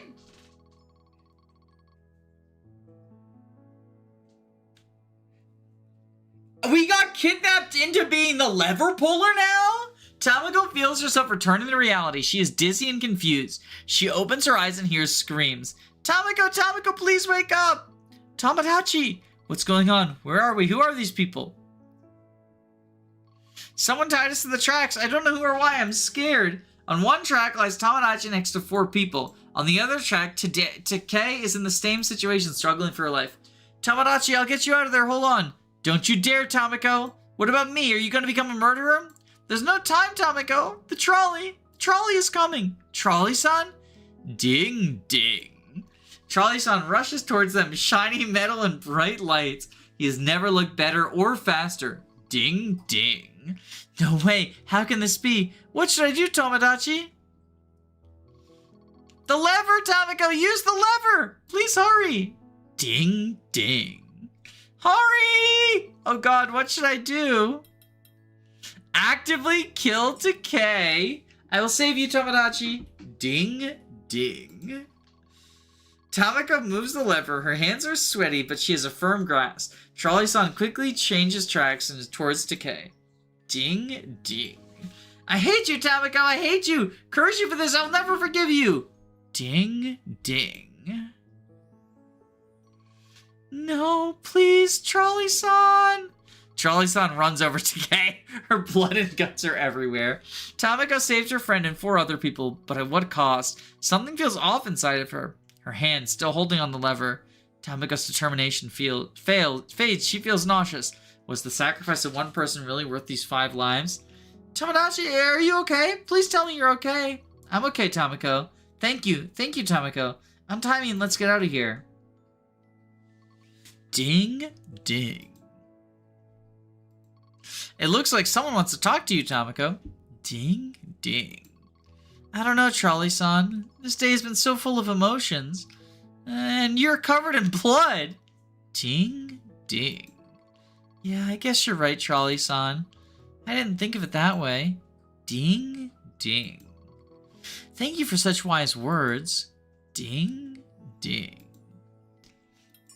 Tamako takes few steps forward and she finally gets to ride Trolley-san. After everything she's been through, it feels like she's still dreaming in her bed. She jumps in with a shy smile. She looks around, taking it all in. Her eyes widen. It's just as she thought it would be, and more. A clean interior, and a swell smell. Wide and soft seats. A retro yet elegant wooden finish. Ding, ding. Tamako rides inside Trolley-san, together into the sunset, both ready to share their feelings and a new life together. Ding, ding. Me too, Trolley-san. Me too. We got the good ending, I think. True love ending. So the teacher was the one kidnapping us. I thought Takei kidnapped us, but I guess the teacher kidnapped us.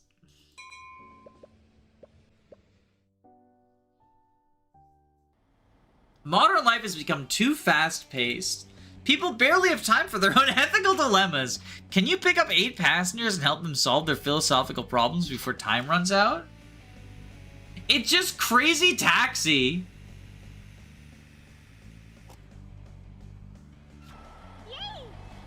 A rage quitter or a grifter?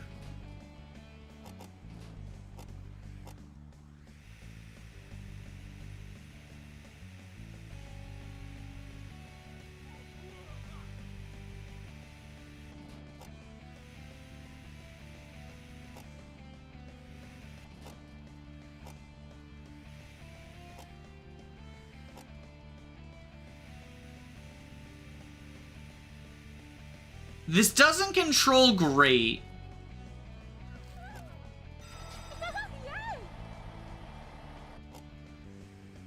If I'm being perfectly honest.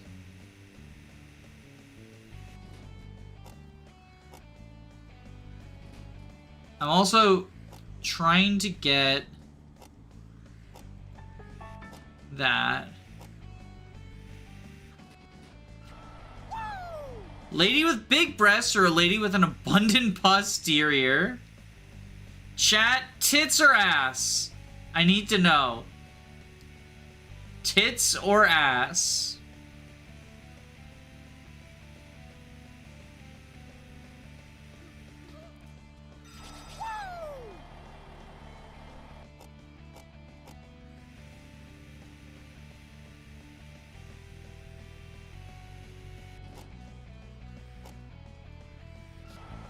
Someone who will give you a fish or someone that'll teach you how to fish? Well, you know how the saying goes.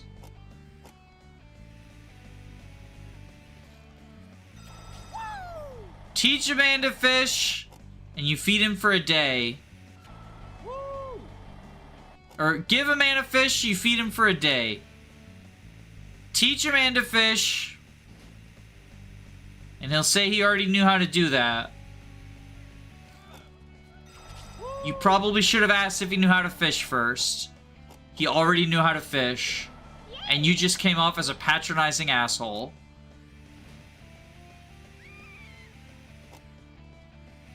I bet you feel bad now. He was a world champion fisher, too. Pope or president?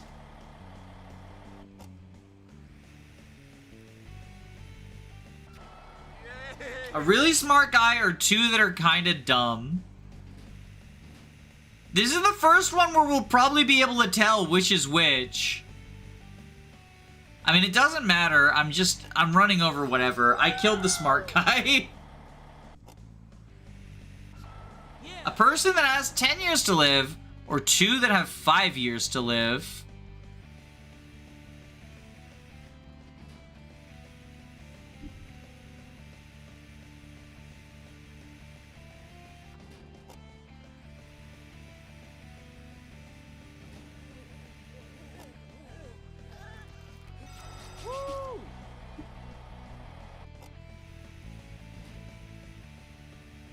I just need to find one more.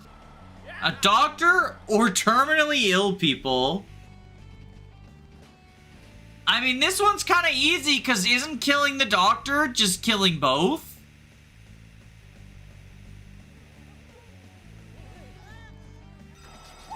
Oh, I killed the doctor.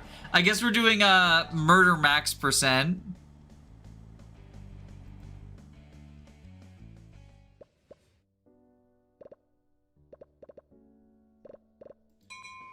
I guess I should kill my girlfriend in the drama one.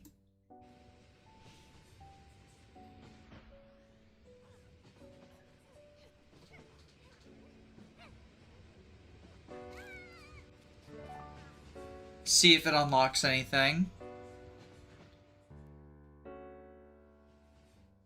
It didn't. We have the absurd trolley now. A trolley is quickly approaching 5 people tied to the tracks. The option to divert the trolley to a different track where it won't hit anyone. This will save the 5 people, but the trolley will be condemned to push a boulder for eternity.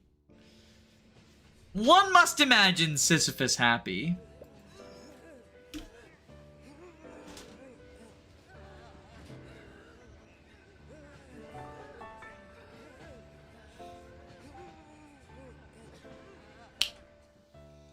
One must imagine. A happy guy! See, I told you, we must imagine him happy. For deceiving the gods, you've been punished to push a trolley for all of eternity, or at least until the next station. Control your strength, breathing, and balance to get to the next stop.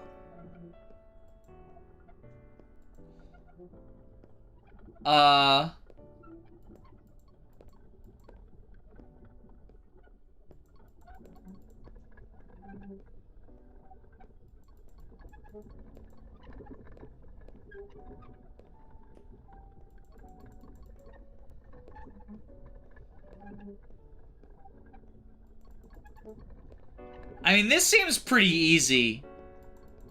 I'm guessing that line, that vertical line, when we get there, it's gonna add a complication. Like, yeah, now our breathing matters.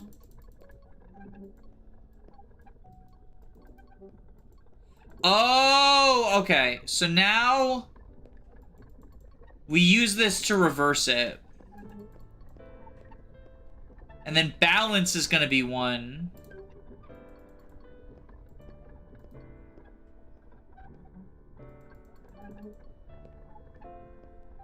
One must imagine the trolley happy. Yeah, you know, they wouldn't have called it a happy guy if the trolley wasn't happy too.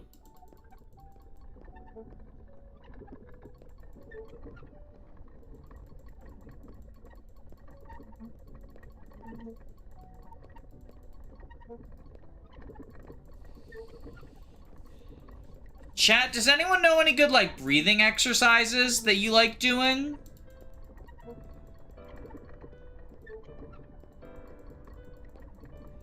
Because I think oh no. Oh no. Oh, this is gonna be a problem.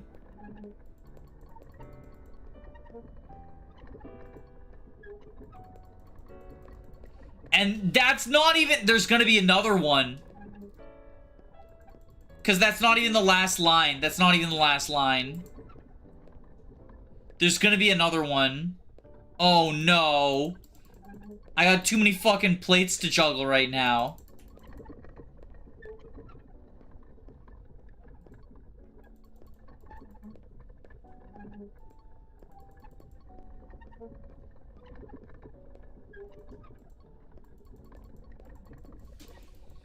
I inhale and exhale. See, my therapist taught me a really good grounding technique that I've been using with, like, it's not breathing, it's arms.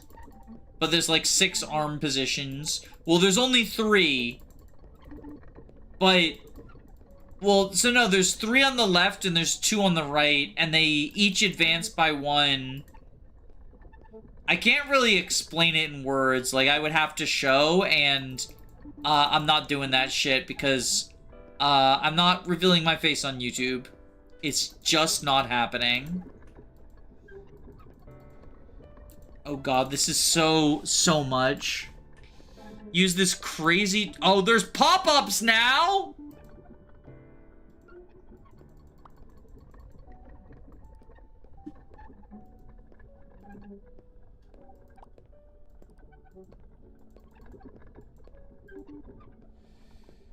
The pop-up ads. You are the player number 2 of the game. Yeah, we'll join. Oh god, task failed. Thanks, you're hired. Oh god, oh god, oh god, oh god, oh god! I'm not a robot! I'm not a robot! I'm not a robot! I'm not the robot witch from earlier.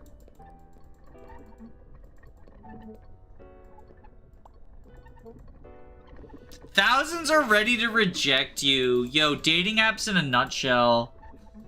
It's tough for all y'all single people out there. I feel for you, I really do. I'm 18. I'm not 18, I'm 30 fucking 4. You might have a virus. Shit.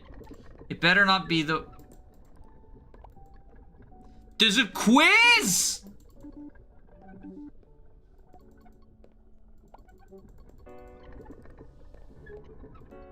Now they're gonna start throwing fucking captchas at me? Hot sandwiches in your area? Honestly, fucking mood. Who isn't feeling sad?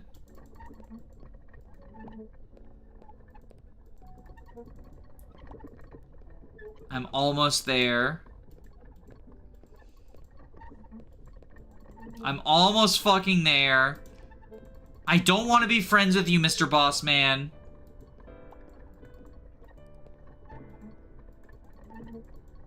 I'm almost there. We did it! Sisyphus is cured! Oh, we absolutely fucking killed some people. We absolutely fucking killed some people there.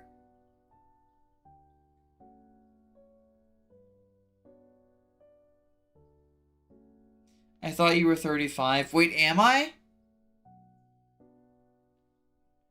July 12th, 1991. Nope, 34.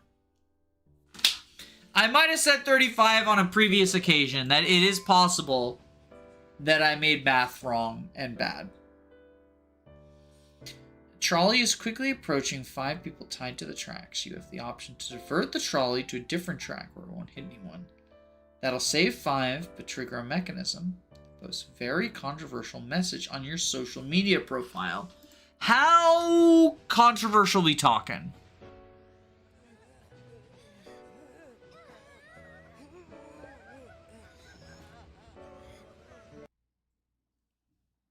Oh, what the fuck? Ew, it opened twitter.com. Sorry, it opened x.com.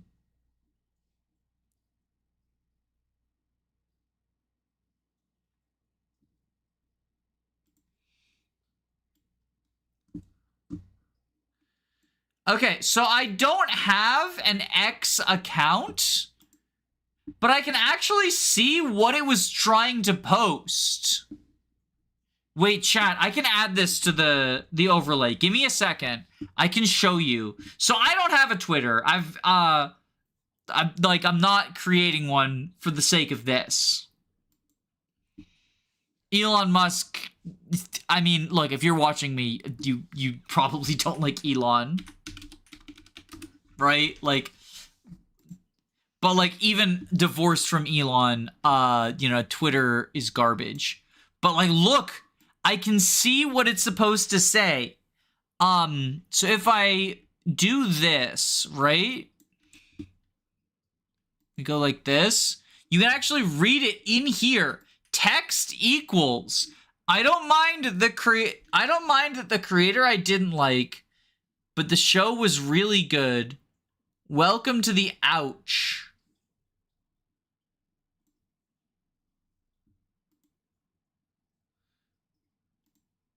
I don't mind that the creator didn't like it, but the show adaptation was really good.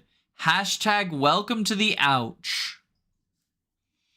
So it actually tried, I guess if I had a Twitter and I was like actually logged into the Twitter, it would have tweeted that. That's kind of fucked up. That's kind of fucked up, but I'm glad that it's not like, I'm glad that at the very least it's tweeting about a fictional TV show, so you just look like a fucking crazy person, because it could have been a whole lot worse. Like, it could have tweeted out, stay tuned for the racism tier list. You know, we were talking about that.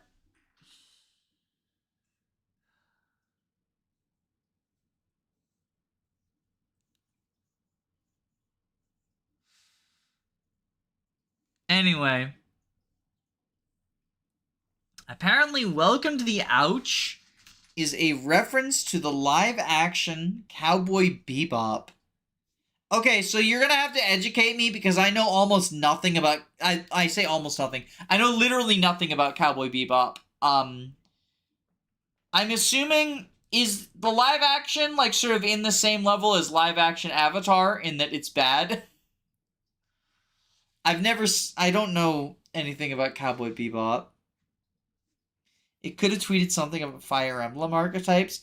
It honestly, if it really wanted to be embarrassing, it would have just tweeted out, I like Fire Emblem. Like, that's some cringe right there. I like Fire Emblem.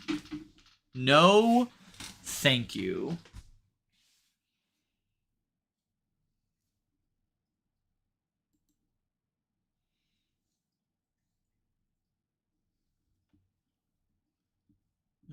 Let's get back to the game, though.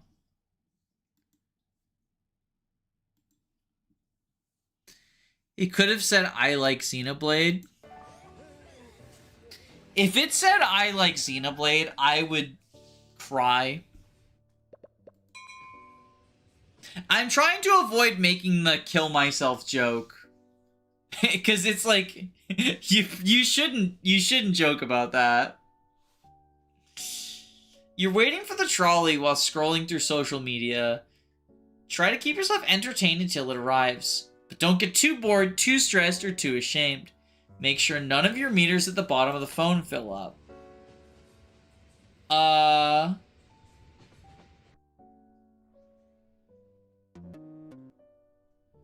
love my new puppy. I do love the puppy.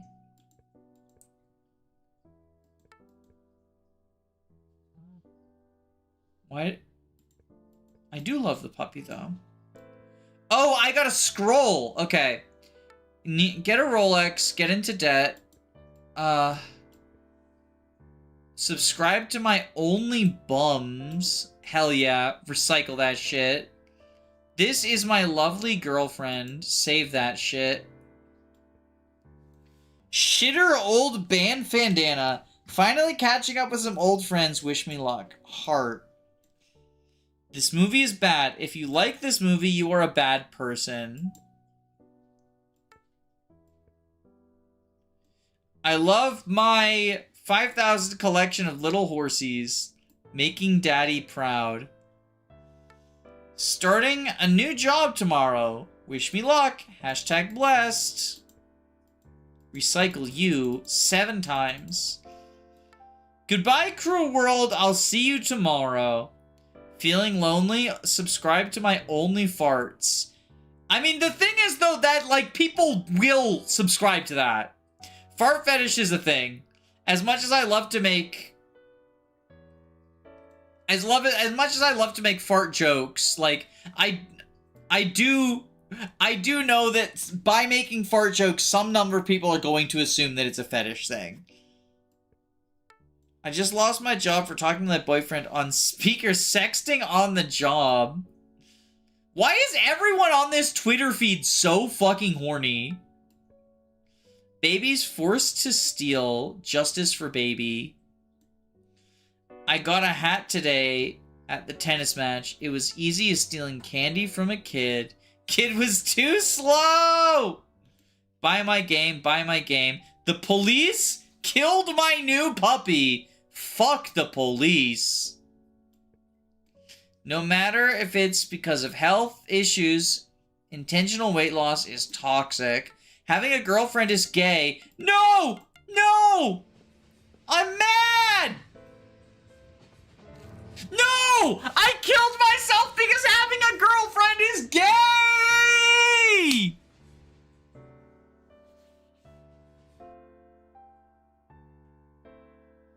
Yo, that is the social media experience, though. Like, fucking... It's so bad. Hold on. I can't see chat. I have to move y'all. You said you were 35 on the thumbnail of your birthday screen? Oh, no. Wait. Clickbait confirmed? Clickbait confirmed? We have to investigate this. We have to investigate this.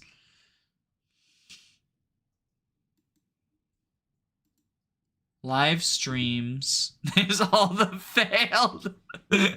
No! All the failed streams.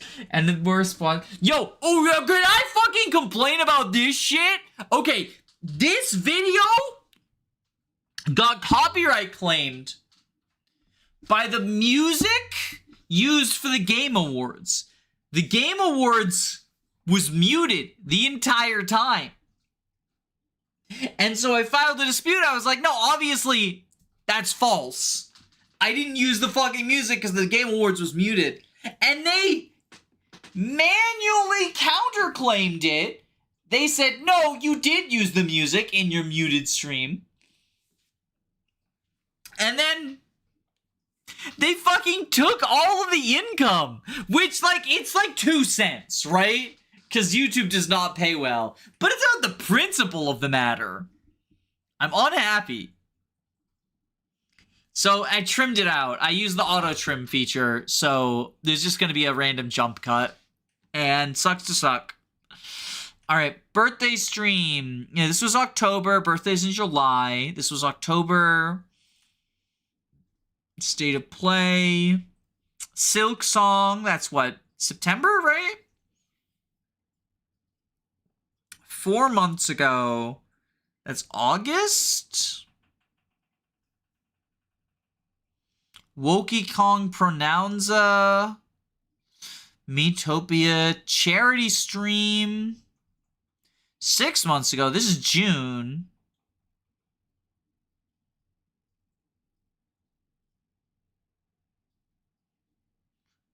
It's on archive. It's on Ice Rider. It wasn't archived because it's longer than 12 hours. I thought if it was longer than 12 hours, it just cut off everything after the 12-hour point. But, okay, that was my mistake. Danny Doyle, Ice Rider. Ice Rider. Check out this collaborator. By the way, so fucking sad that this video right here did poorly. Like, it's an Ice Rider, it's a stream clip. I didn't expect it to do great. But 159 is way less than this thumbnail deserves. This is like my favorite thumbnail of the year. It's low effort as shit, but it's like my favorite thumbnail of the year. I love it. Alright. Ice Rider.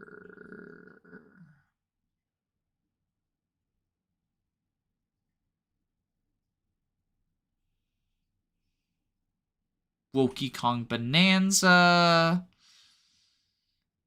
Slayer video. That one got controversial. So 7 months ago, Garfield did 9/11.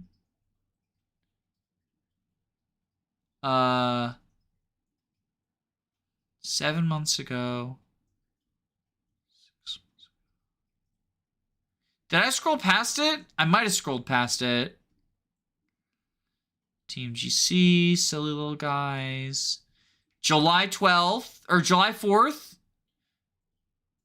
July 12th. 30. No! Clickbait confirmed! Everyone needs to unsubscribe from Ice Rider. Ice Rider has finally clickbaited. I didn't clickbait. Danny Doyle has dodged the allegations. Ice Rider, however, I can't believe Ice Rider clickbaited like that. Like, that's so sad. I'll watch it after the stream. You'll watch the 16-hour VOD of something from my birthday after the stream. Also, the audio balancing on this is so shit. The audio balancing, especially during the Mario Party portion, is like the worst garbage ever. I don't know how I fucked the audio balancing up so badly. This is how we get Shadow Rider. Yeah. I don't know how I fucked this up so bad. Also, why is there like an alpha male podcast? Because this is clearly an alpha male podcast complaining about OnlyFans, right? Why are you in my recommendeds? Not interested. Don't do that to me. Now you get to see, like, are my recommendeds cringe? Now you get to see. How cringe are my recommendeds? Are these recommendeds, like, good or bad? Judge me for my algorithm. Judge me for my algorithm, chat.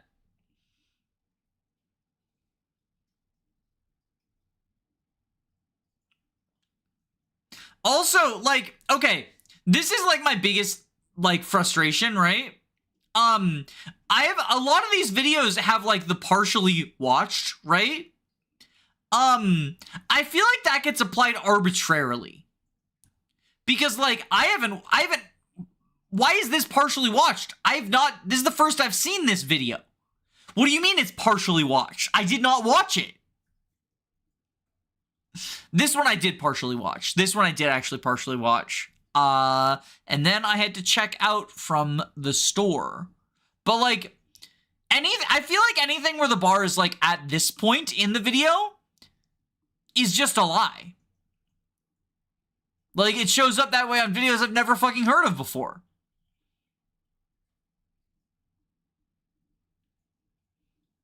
I don't know. I don't know, chat.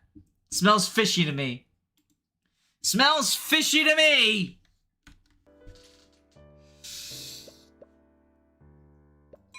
Can I actually succeed at the phone games? Oh, wait.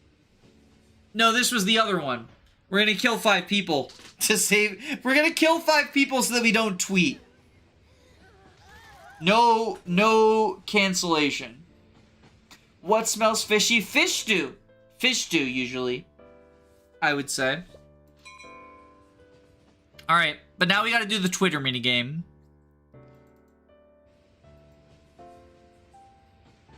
So we have bored, embarrassed, and angry.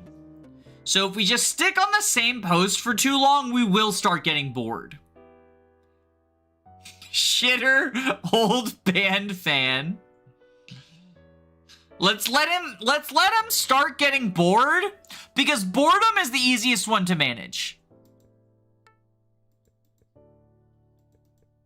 Why can't I scroll? I couldn't scroll. It wasn't letting me scroll.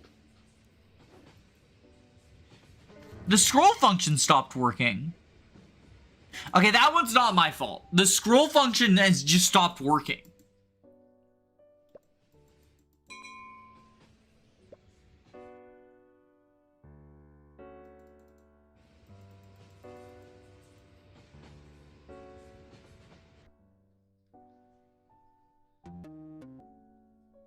I love my new puppy. Why isn't scroll working? Oh, right. I gotta do that. This is my lovely girlfriend. Hashtag love. Hashtag love, everyone. Hashtag love.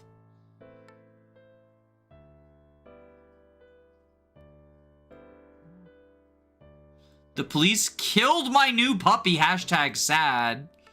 Starting a new job. Hashtag blessed. Finally catching up with old friends. Hashtag BFF for life. Speaking of old bands, what is your opinion on the Frightened Rabbits? I have never heard of that in my life. So, I do not have an opinion. A horrible tragedy was witnessed today at the trolley station. Witness it in 4K. I love my wife so much, we still do it as if we were cheating on each other with ourselves. I love my 5,000 horses. Housing economic crisis is so bad that I'm currently making myself a house out of cardboard. No matter if it's because of health issues, I have to pick between saving 5 people. Everyone will meet their day. Okay, we'll go here. Buy my game, buy my game, buy my main game, buy my game, buy my game, buy my game, buy my game, buy my game, buy my game, buy my game, buy my game. Subscribe to Only Farts. Baby forced to steal to survive is now behind bars. Justice for baby. I just lost my job for sexting on the job. Unfair millionaire casually strolls while avoiding helping the homeless. Having a girlfriend is gay. Goodbye, cruel world. Get a Relux. This movie is bad, and if you like it, you're a bad person. I got a hat. Lonely. Subscribe to Only Bums. That's the bottom. Oh, no. I reached the bottom of the feed.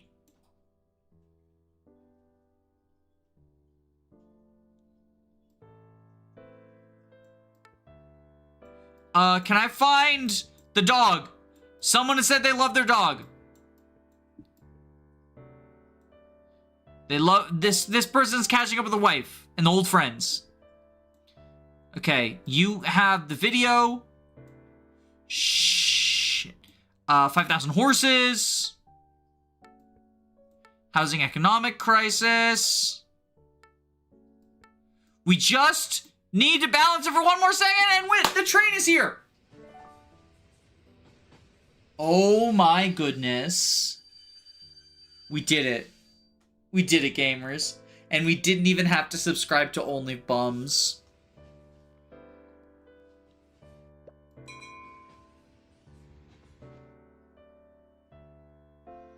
A trolley is quickly approaching a person tied to the tracks. You have the option to divert the trolley to a different track or it hit a different person. This will save the first person, but make you responsible for the death of the other. What will you do?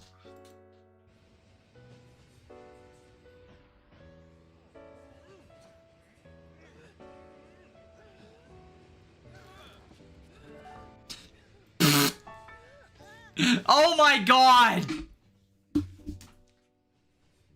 Okay, that one's good. And we have to do it twice for both outcomes. That one's good. Okay, that one's good.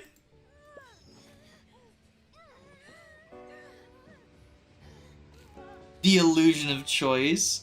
Hashtag just Fire Emblem Three Houses things. This choice will meaningfully impact the story. Missing the point.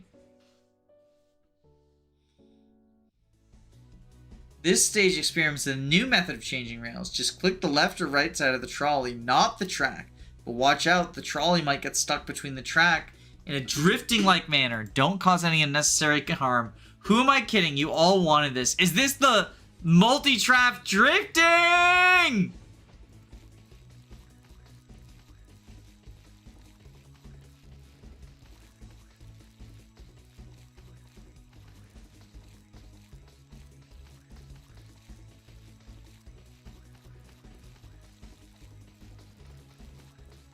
Everyone wants this mode. Everyone wants this mode. Oh, I spared someone by accident. I don't think I'm gonna get the perfect murder record.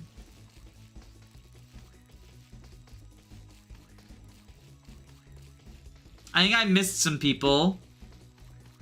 Hopefully there's a little bit of flex room.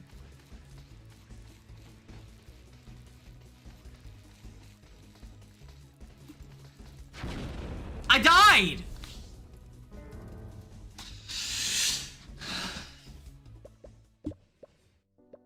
Alright, let's go director's chair.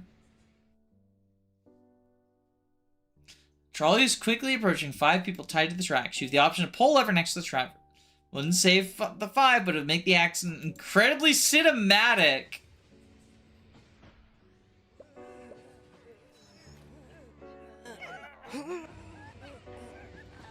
Cinematic mode.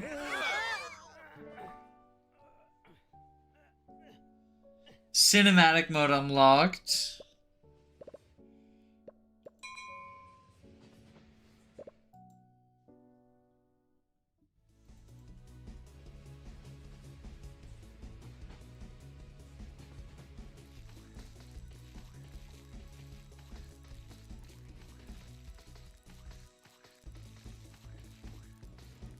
I missed him. That guy gets to live.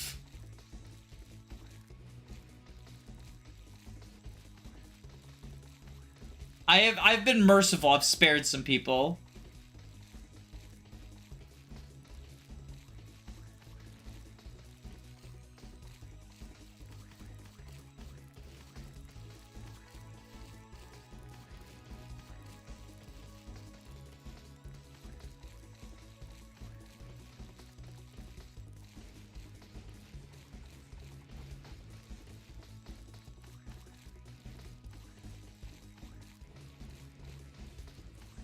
Look at how merciful I am. I spared, like, several people.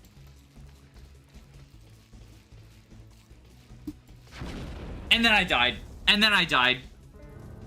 The trolley is moving around at the speed of sound. It is moving very fast. Like, this one's actually pretty difficult. At least for me. For a big, stupid idiot like me.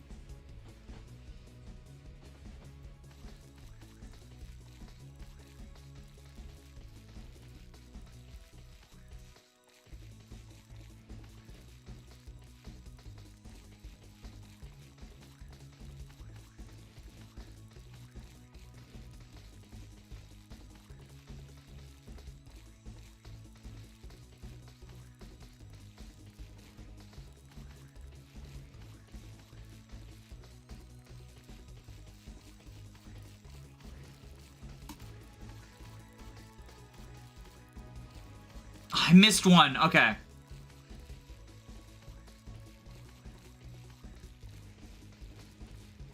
Look at how much fucking blood is on this trolley.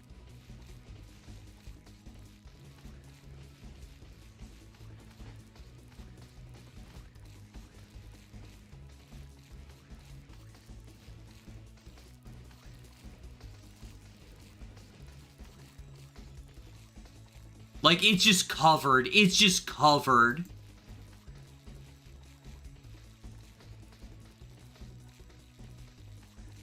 Oh my god. The keeping up with the drifting is, like, actually pretty disorienting, too. Like, what is the correct side to click? Because it switches as it turns. No! Fuck! I gotta trolley my way home. Not this trolley, I hope. Not this trolley, I hope. I just noticed the amount of people there are to kill. Yeah, it's the weed number, right?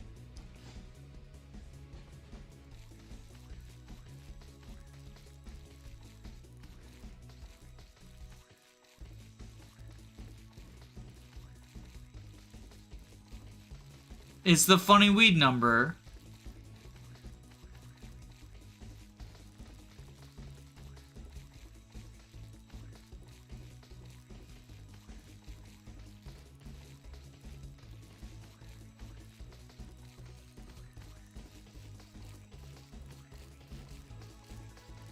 Bow, now, now, now.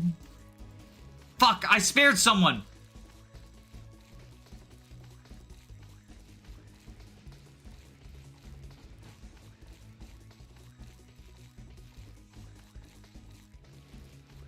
I accidentally spared one person. This is like a tragedy on a disproportionate scale. And then I died.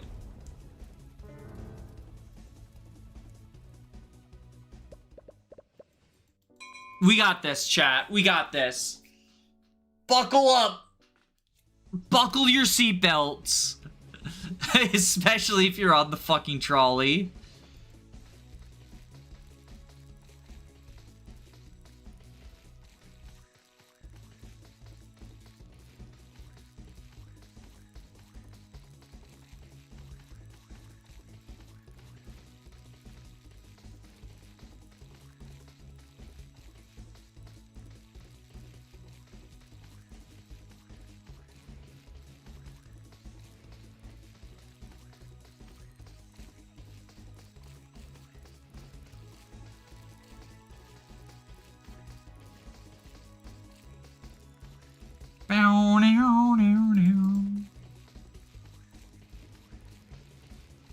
Okay, so far we're at a perfect score.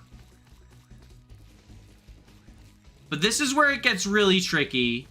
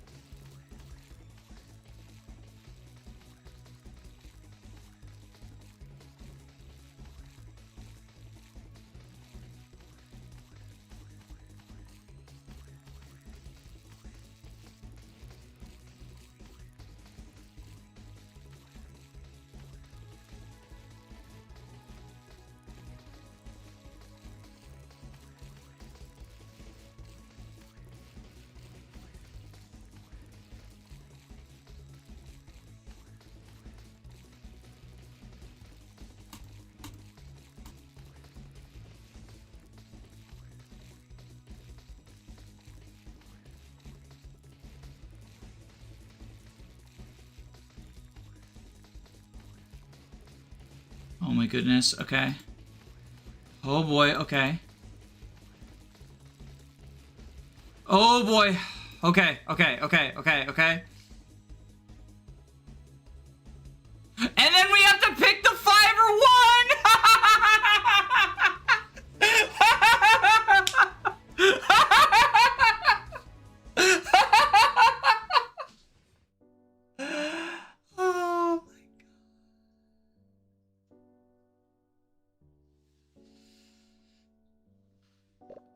What did I tell you? Oh, did you predict that? I didn't see your message.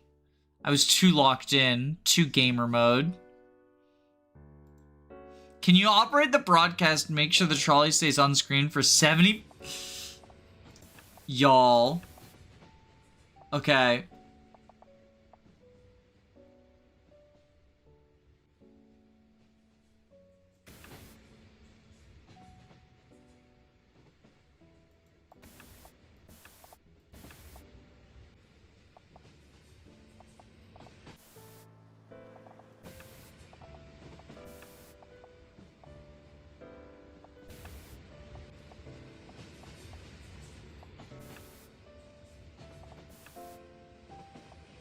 So I'm cinematic mode, the operator of cinematic mode now.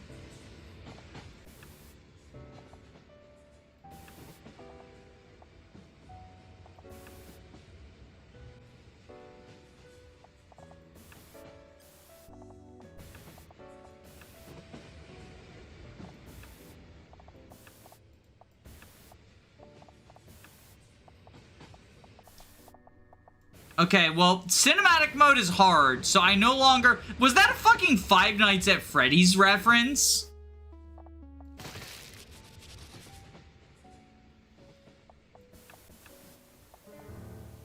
Did I fail? I failed.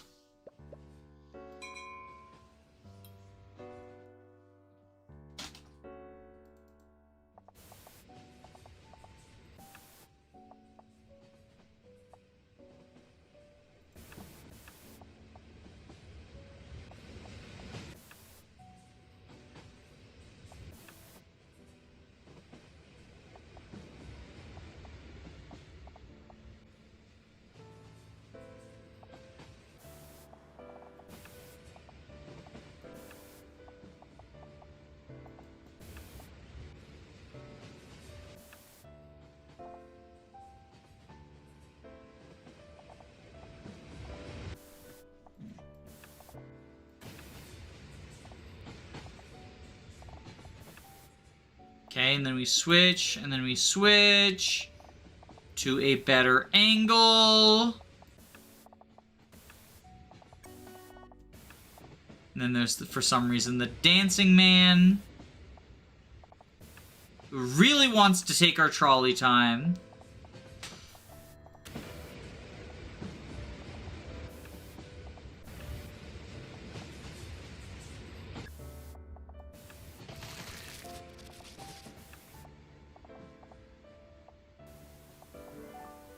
I did it! Was that the trolley of 8-7?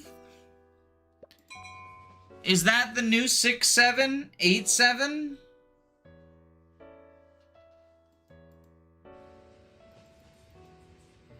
Chad, I gotta be for real. I can't keep up. You know?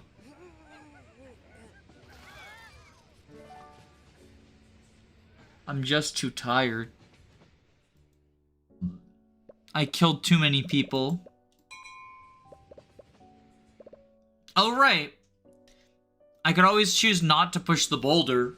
That is also an option.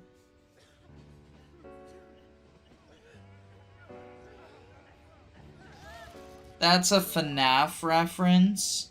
I mean, I never played Five Nights at Freddy's.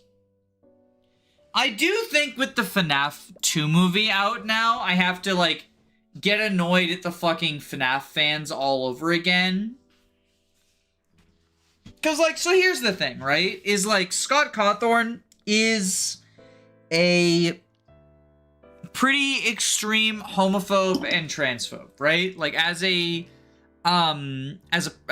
individual, he has donated, large amounts of money to exclusively anti-queer politicians, mostly Republicans, 2 Democrats, both of whom were vehemently anti-LGBTQ, right? And so, like, it deeply annoys me the number of queer people or, you know, allies who will simultaneously get behind the whole, like, J.K. Rowling of it all. The idea that, like, you can't, like, you stand on not buying and financially supporting Harry Potter stuff. And then we'll turn around and laugh and brag about how they went to, you know, the FNAF movie premiere because, oh, but I have I know Scott Cawthorn, because there's one thing if you don't know, right? Like, that's, I can't be mad at someone for what they don't know. I think that not, like, there's so much in the world that people don't know, you can't, you know everything, right? And Scott Cawthorn is not as vocal. Like, J.K. Rowling has made it her life's mission to constantly talk about how much she hates trans people and brown people. And, like, Scott Cawthorn, he has explicitly stated that, yeah, I don't approve of gay people. I think gay people shouldn't exist.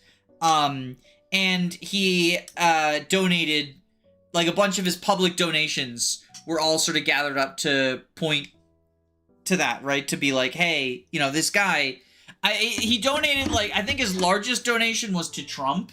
But he donated to, like, the who's who of homophobic politicians, right? And the fact that there were 2 Democrats and they were specifically the, like, super homophobic Democrats too, drives home the point that it's a single issue voter, right? Like, it would almost be better if he had only supported Republicans, because then it's just like a party thing or whatever. But no, he hates gay people, right? And so, like, a lot of people aren't gonna know that, and I'm not gonna be mad at someone for not knowing that. I can be annoyed at, you know, the not listening to queer people of it all. But I do think what, like, is more deeply frustrating, because, you know, when I say the not listening to queer people, you know, trans people and gay people and, like, actual allies, and Jews and black people had been saying, like, J.K. Rowling, here's the problems of J.K. Rowling, and disabled people, like, the list goes on, right? For over a decade before it sort of became generally accepted within progressive spaces. And it was one of those, like, she had to finally, like, come out and just say, like, she said something along the lines of, like, just hating, you know, transgender ideology or something, before people finally were willing to listen and not be like, oh, you're overreacting to people pointing out all of these issues, right? And so there is some amount of that where it's like, okay, but the private donations don't necessarily mean his views. And it's like, well, they're public donations, and also they do, and also he's explicitly confirmed them. So, like, I can get annoyed at that. The thing that bothers me more is the people who will use the excuse of, like, no, I know, I don't support Scott Cawthorn. I don't stand with what he stands for. But I have nostalgia for it, right? So, like, I want to, you know, my nostalgia is more important or whatever. And, like, that's a decision that you can make, and it doesn't make you, like, an irredeemable Nazi or whatever. I do think it's, like, a wrong decision to value your nostalgia over, like, the rights and dignity of people. But it's also, you know, like, you know, take what comfort you can or whatever, right? But the fact that it's so frequently the people who get behind anti-Harry Potter stuff but make the nostalgia exception for FNAF, to me very much speaks to a,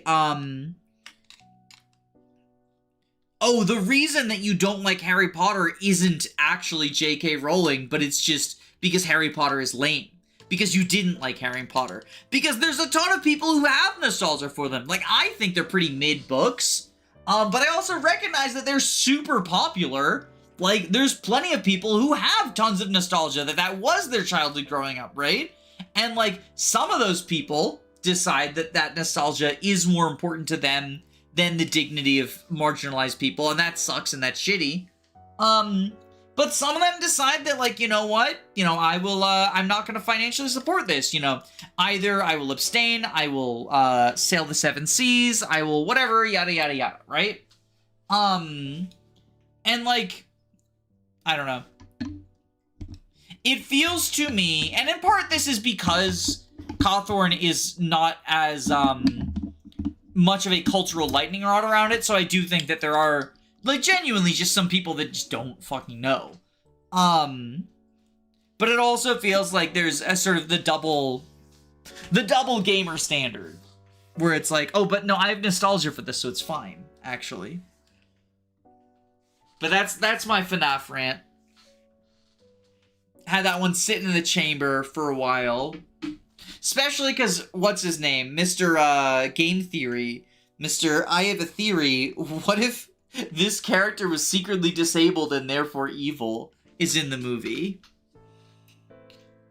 Do I kill my father? I don't even care what the other option is. Kill Dad. My dad's a piece of shit. I had truly no idea. And, like, to be clear, I'm not saying that, like, I feel like it bears repeating. I do not think that we can necessarily, like, hold people to account for something they don't know. The trolley is quickly approaching unfinished tracks derailment. You have the option to place extra traps to help your dad. Can you lay the tracks fast enough to ensure it reaches the destination? Uh-oh.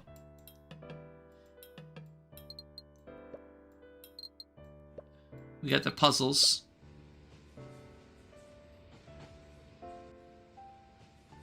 Ooh, we got curves now. We got curves now.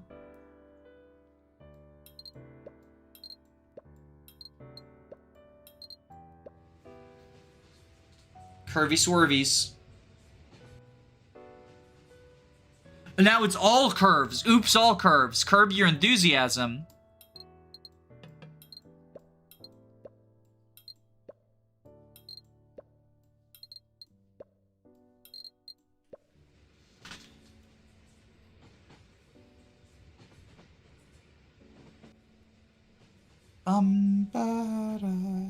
There's a T-shape coming up too. Get you. Okay, horizontal, vertical, horizontal, curvy swervy, curvy swervy, curvy swervy, vertical.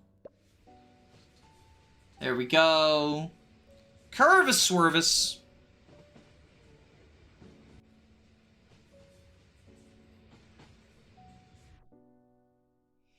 Oh god. Okay. Curvus swervus. Curvus swervus. T-shape. Curvus swervus. Horizontal. Oh my goodness gracious. How late are we streaming? Probably not much later. It is getting to bedtime. We only have 2 curvuses and swervuses. Oh no! Die, Dad. Literally turned it into the trolley problem again. What was the... Oh, is the other person Mom? Your mom? Yeah, it was my mom. I didn't even read that part. Well... Time to die, Mom! Rip and Pip. Ding dong.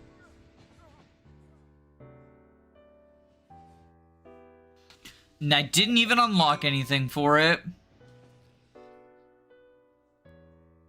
A trolley is quickly approaching people in need. You have the option to avoid them and head to the VIP area instead. Or you can stay on your path and they will ask for money. Why is the lever in a cave? In a cage? Wait!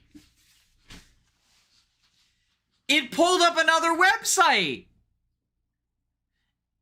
It pulled up a charity donation website! SaveTheChildren.org.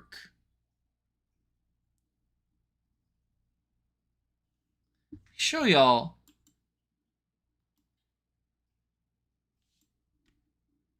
It pulled up a charity donation website. Now, unfortunately, I can't I'm not gonna enter my credit card information on stream. But it did literally actually ask me for money. For the needy. Why is there a cage on the lever? That's what I want to know. Also, I got the card. To enter the VIP area, you need the VIP lever DLC. Damn, you gotta pay both ways.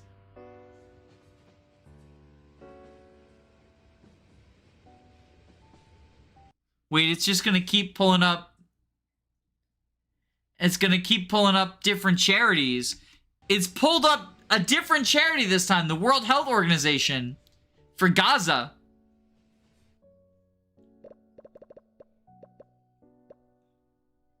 Main furniture?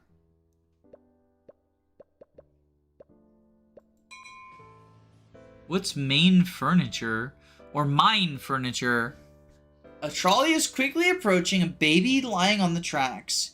You have the option to divert the trolley to a different track where it hit 5 people. This would save the baby, but make you responsible for the death of 5. However, you should know that this baby will grow up to become a terrible dick. Oh! It's Hitler. Mine future, not furniture. Die, Hitler.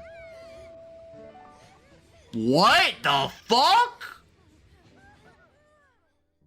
Why did it censor that?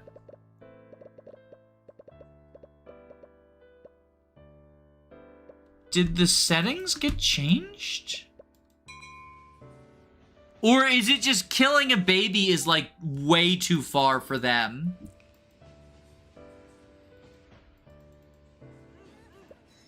Alright, if I kill 5 people, will it censor that too? Yeah, it just doesn't like killing a baby. Interesting where it's drawing the line. Interesting where it's drawing the line. You need the DLC for this level. That baby you spared became a terrible mustache-wielding dictator and defends a lot of people of his terrible ways. Luckily, you can use your argument gun. Is this gonna be Wolfenstein? His followers have their own argument guns and will try to defend...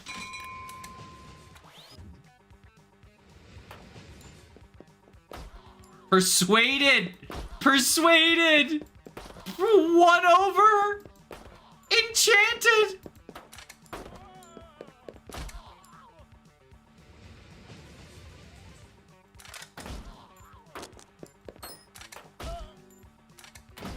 My morals!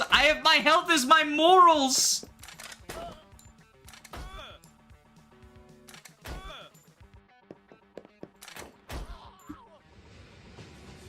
I also have a limited number of arguments. I have to shoot the books to get more arguments.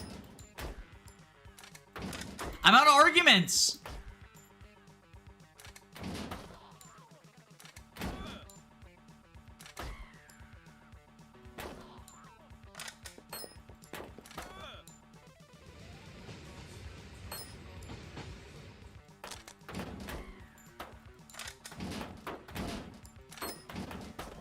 They're lowering my morals with their arguments.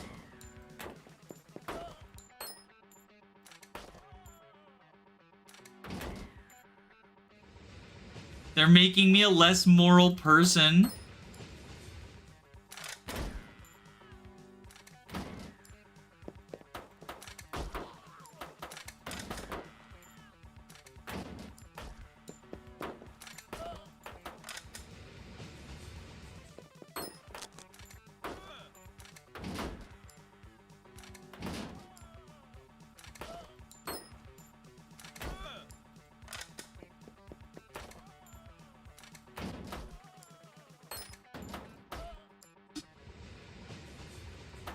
Got the card. The logic book. Also, I just realized my my Wolfenstein face is the trolley making the Wolfenstein eyebrows.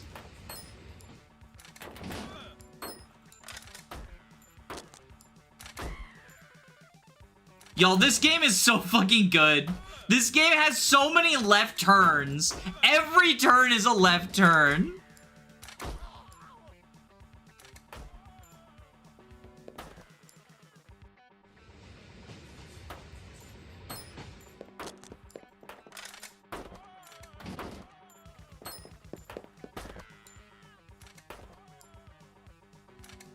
I'm such a fucking convincing debater. Look at my expert debate skills. I am the master debater.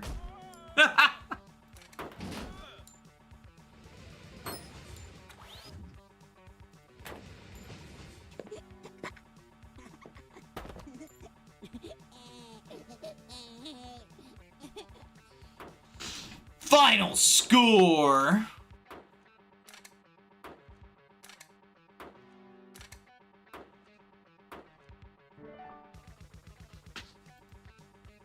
I think that's Doom. I guess it could be Doom. Wolfenstein, like Wolfenstein and Doom are basically the same. The original Wolfenstein and the original Doom, they're just like got different skins on them. And I think Wolfenstein would make more sense because he's fighting Nazis. Trolley is approaching 5 people tied to the tracks. You have the option to divert the trolley to a different track, saving the 5. However, this will create a new trolley problem for someone else. There's a leaderboard. Hell yeah, there's a leaderboard.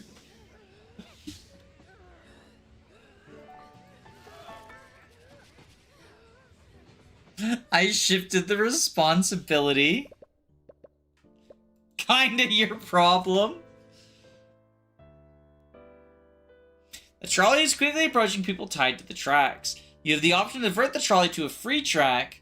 You must redirect it to avoid harming anyone. Can you reach your destination without hurting more than 5 people? Also, don't crash the trolley.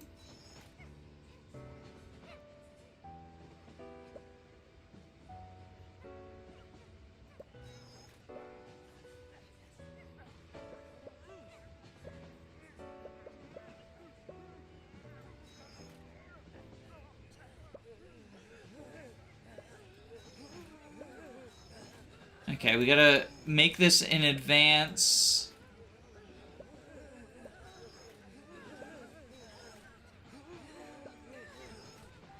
Going all the way down. Like that. Like that. Like that. Perfect score, baby! Perfect score, baby! Everyone saved. Oh, just kidding.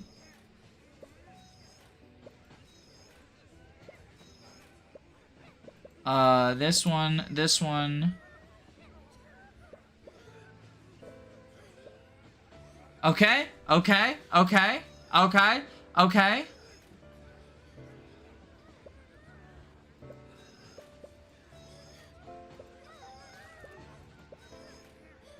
I missed one.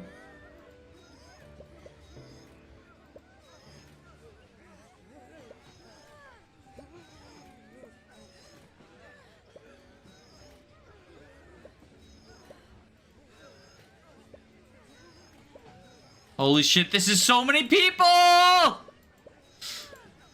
What? Who keeps tying all these people to the tracks?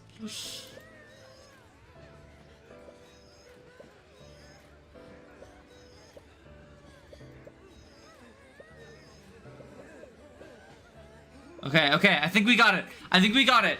Oh, boy. No! There's more!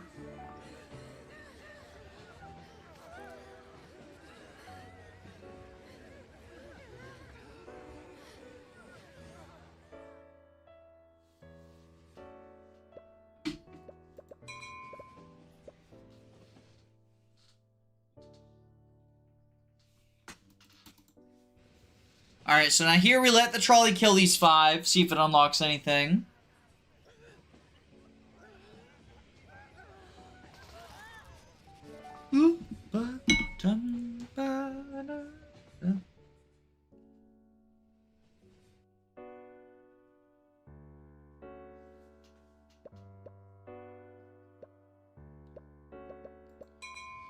I feel like we're almost at the end, you know, we're at the end of this track. You are a conductor and your trolley is quickly approaching 5 people tied to tracks. You obviously have the option to stop the trolley. However, you could also choose to make the person next to the diversion lever choose between letting 5 people work or actively think. So, I can stop the trolley. I can stop the trolley problem in its tracks.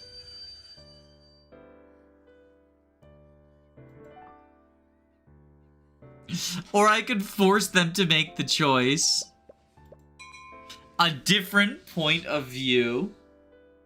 POV, you are the trolley. You are Trolley-san. Speed up, baby! Chew fucking chew! Make the choice for me. You're my little chooser. You chose to kill one person. How do you fucking feel about that, doofus?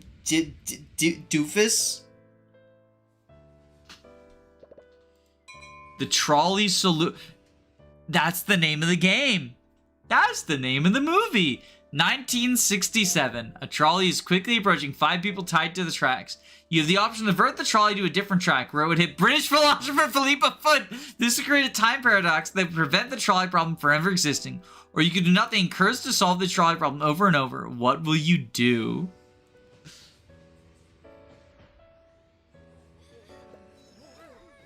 Is this gonna crash? I want to know, is this gonna crash the game? It certainly did something to the game.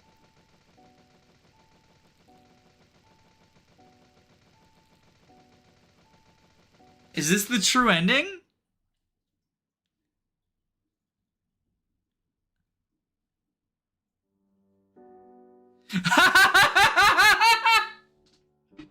We did it! We solved philosophy!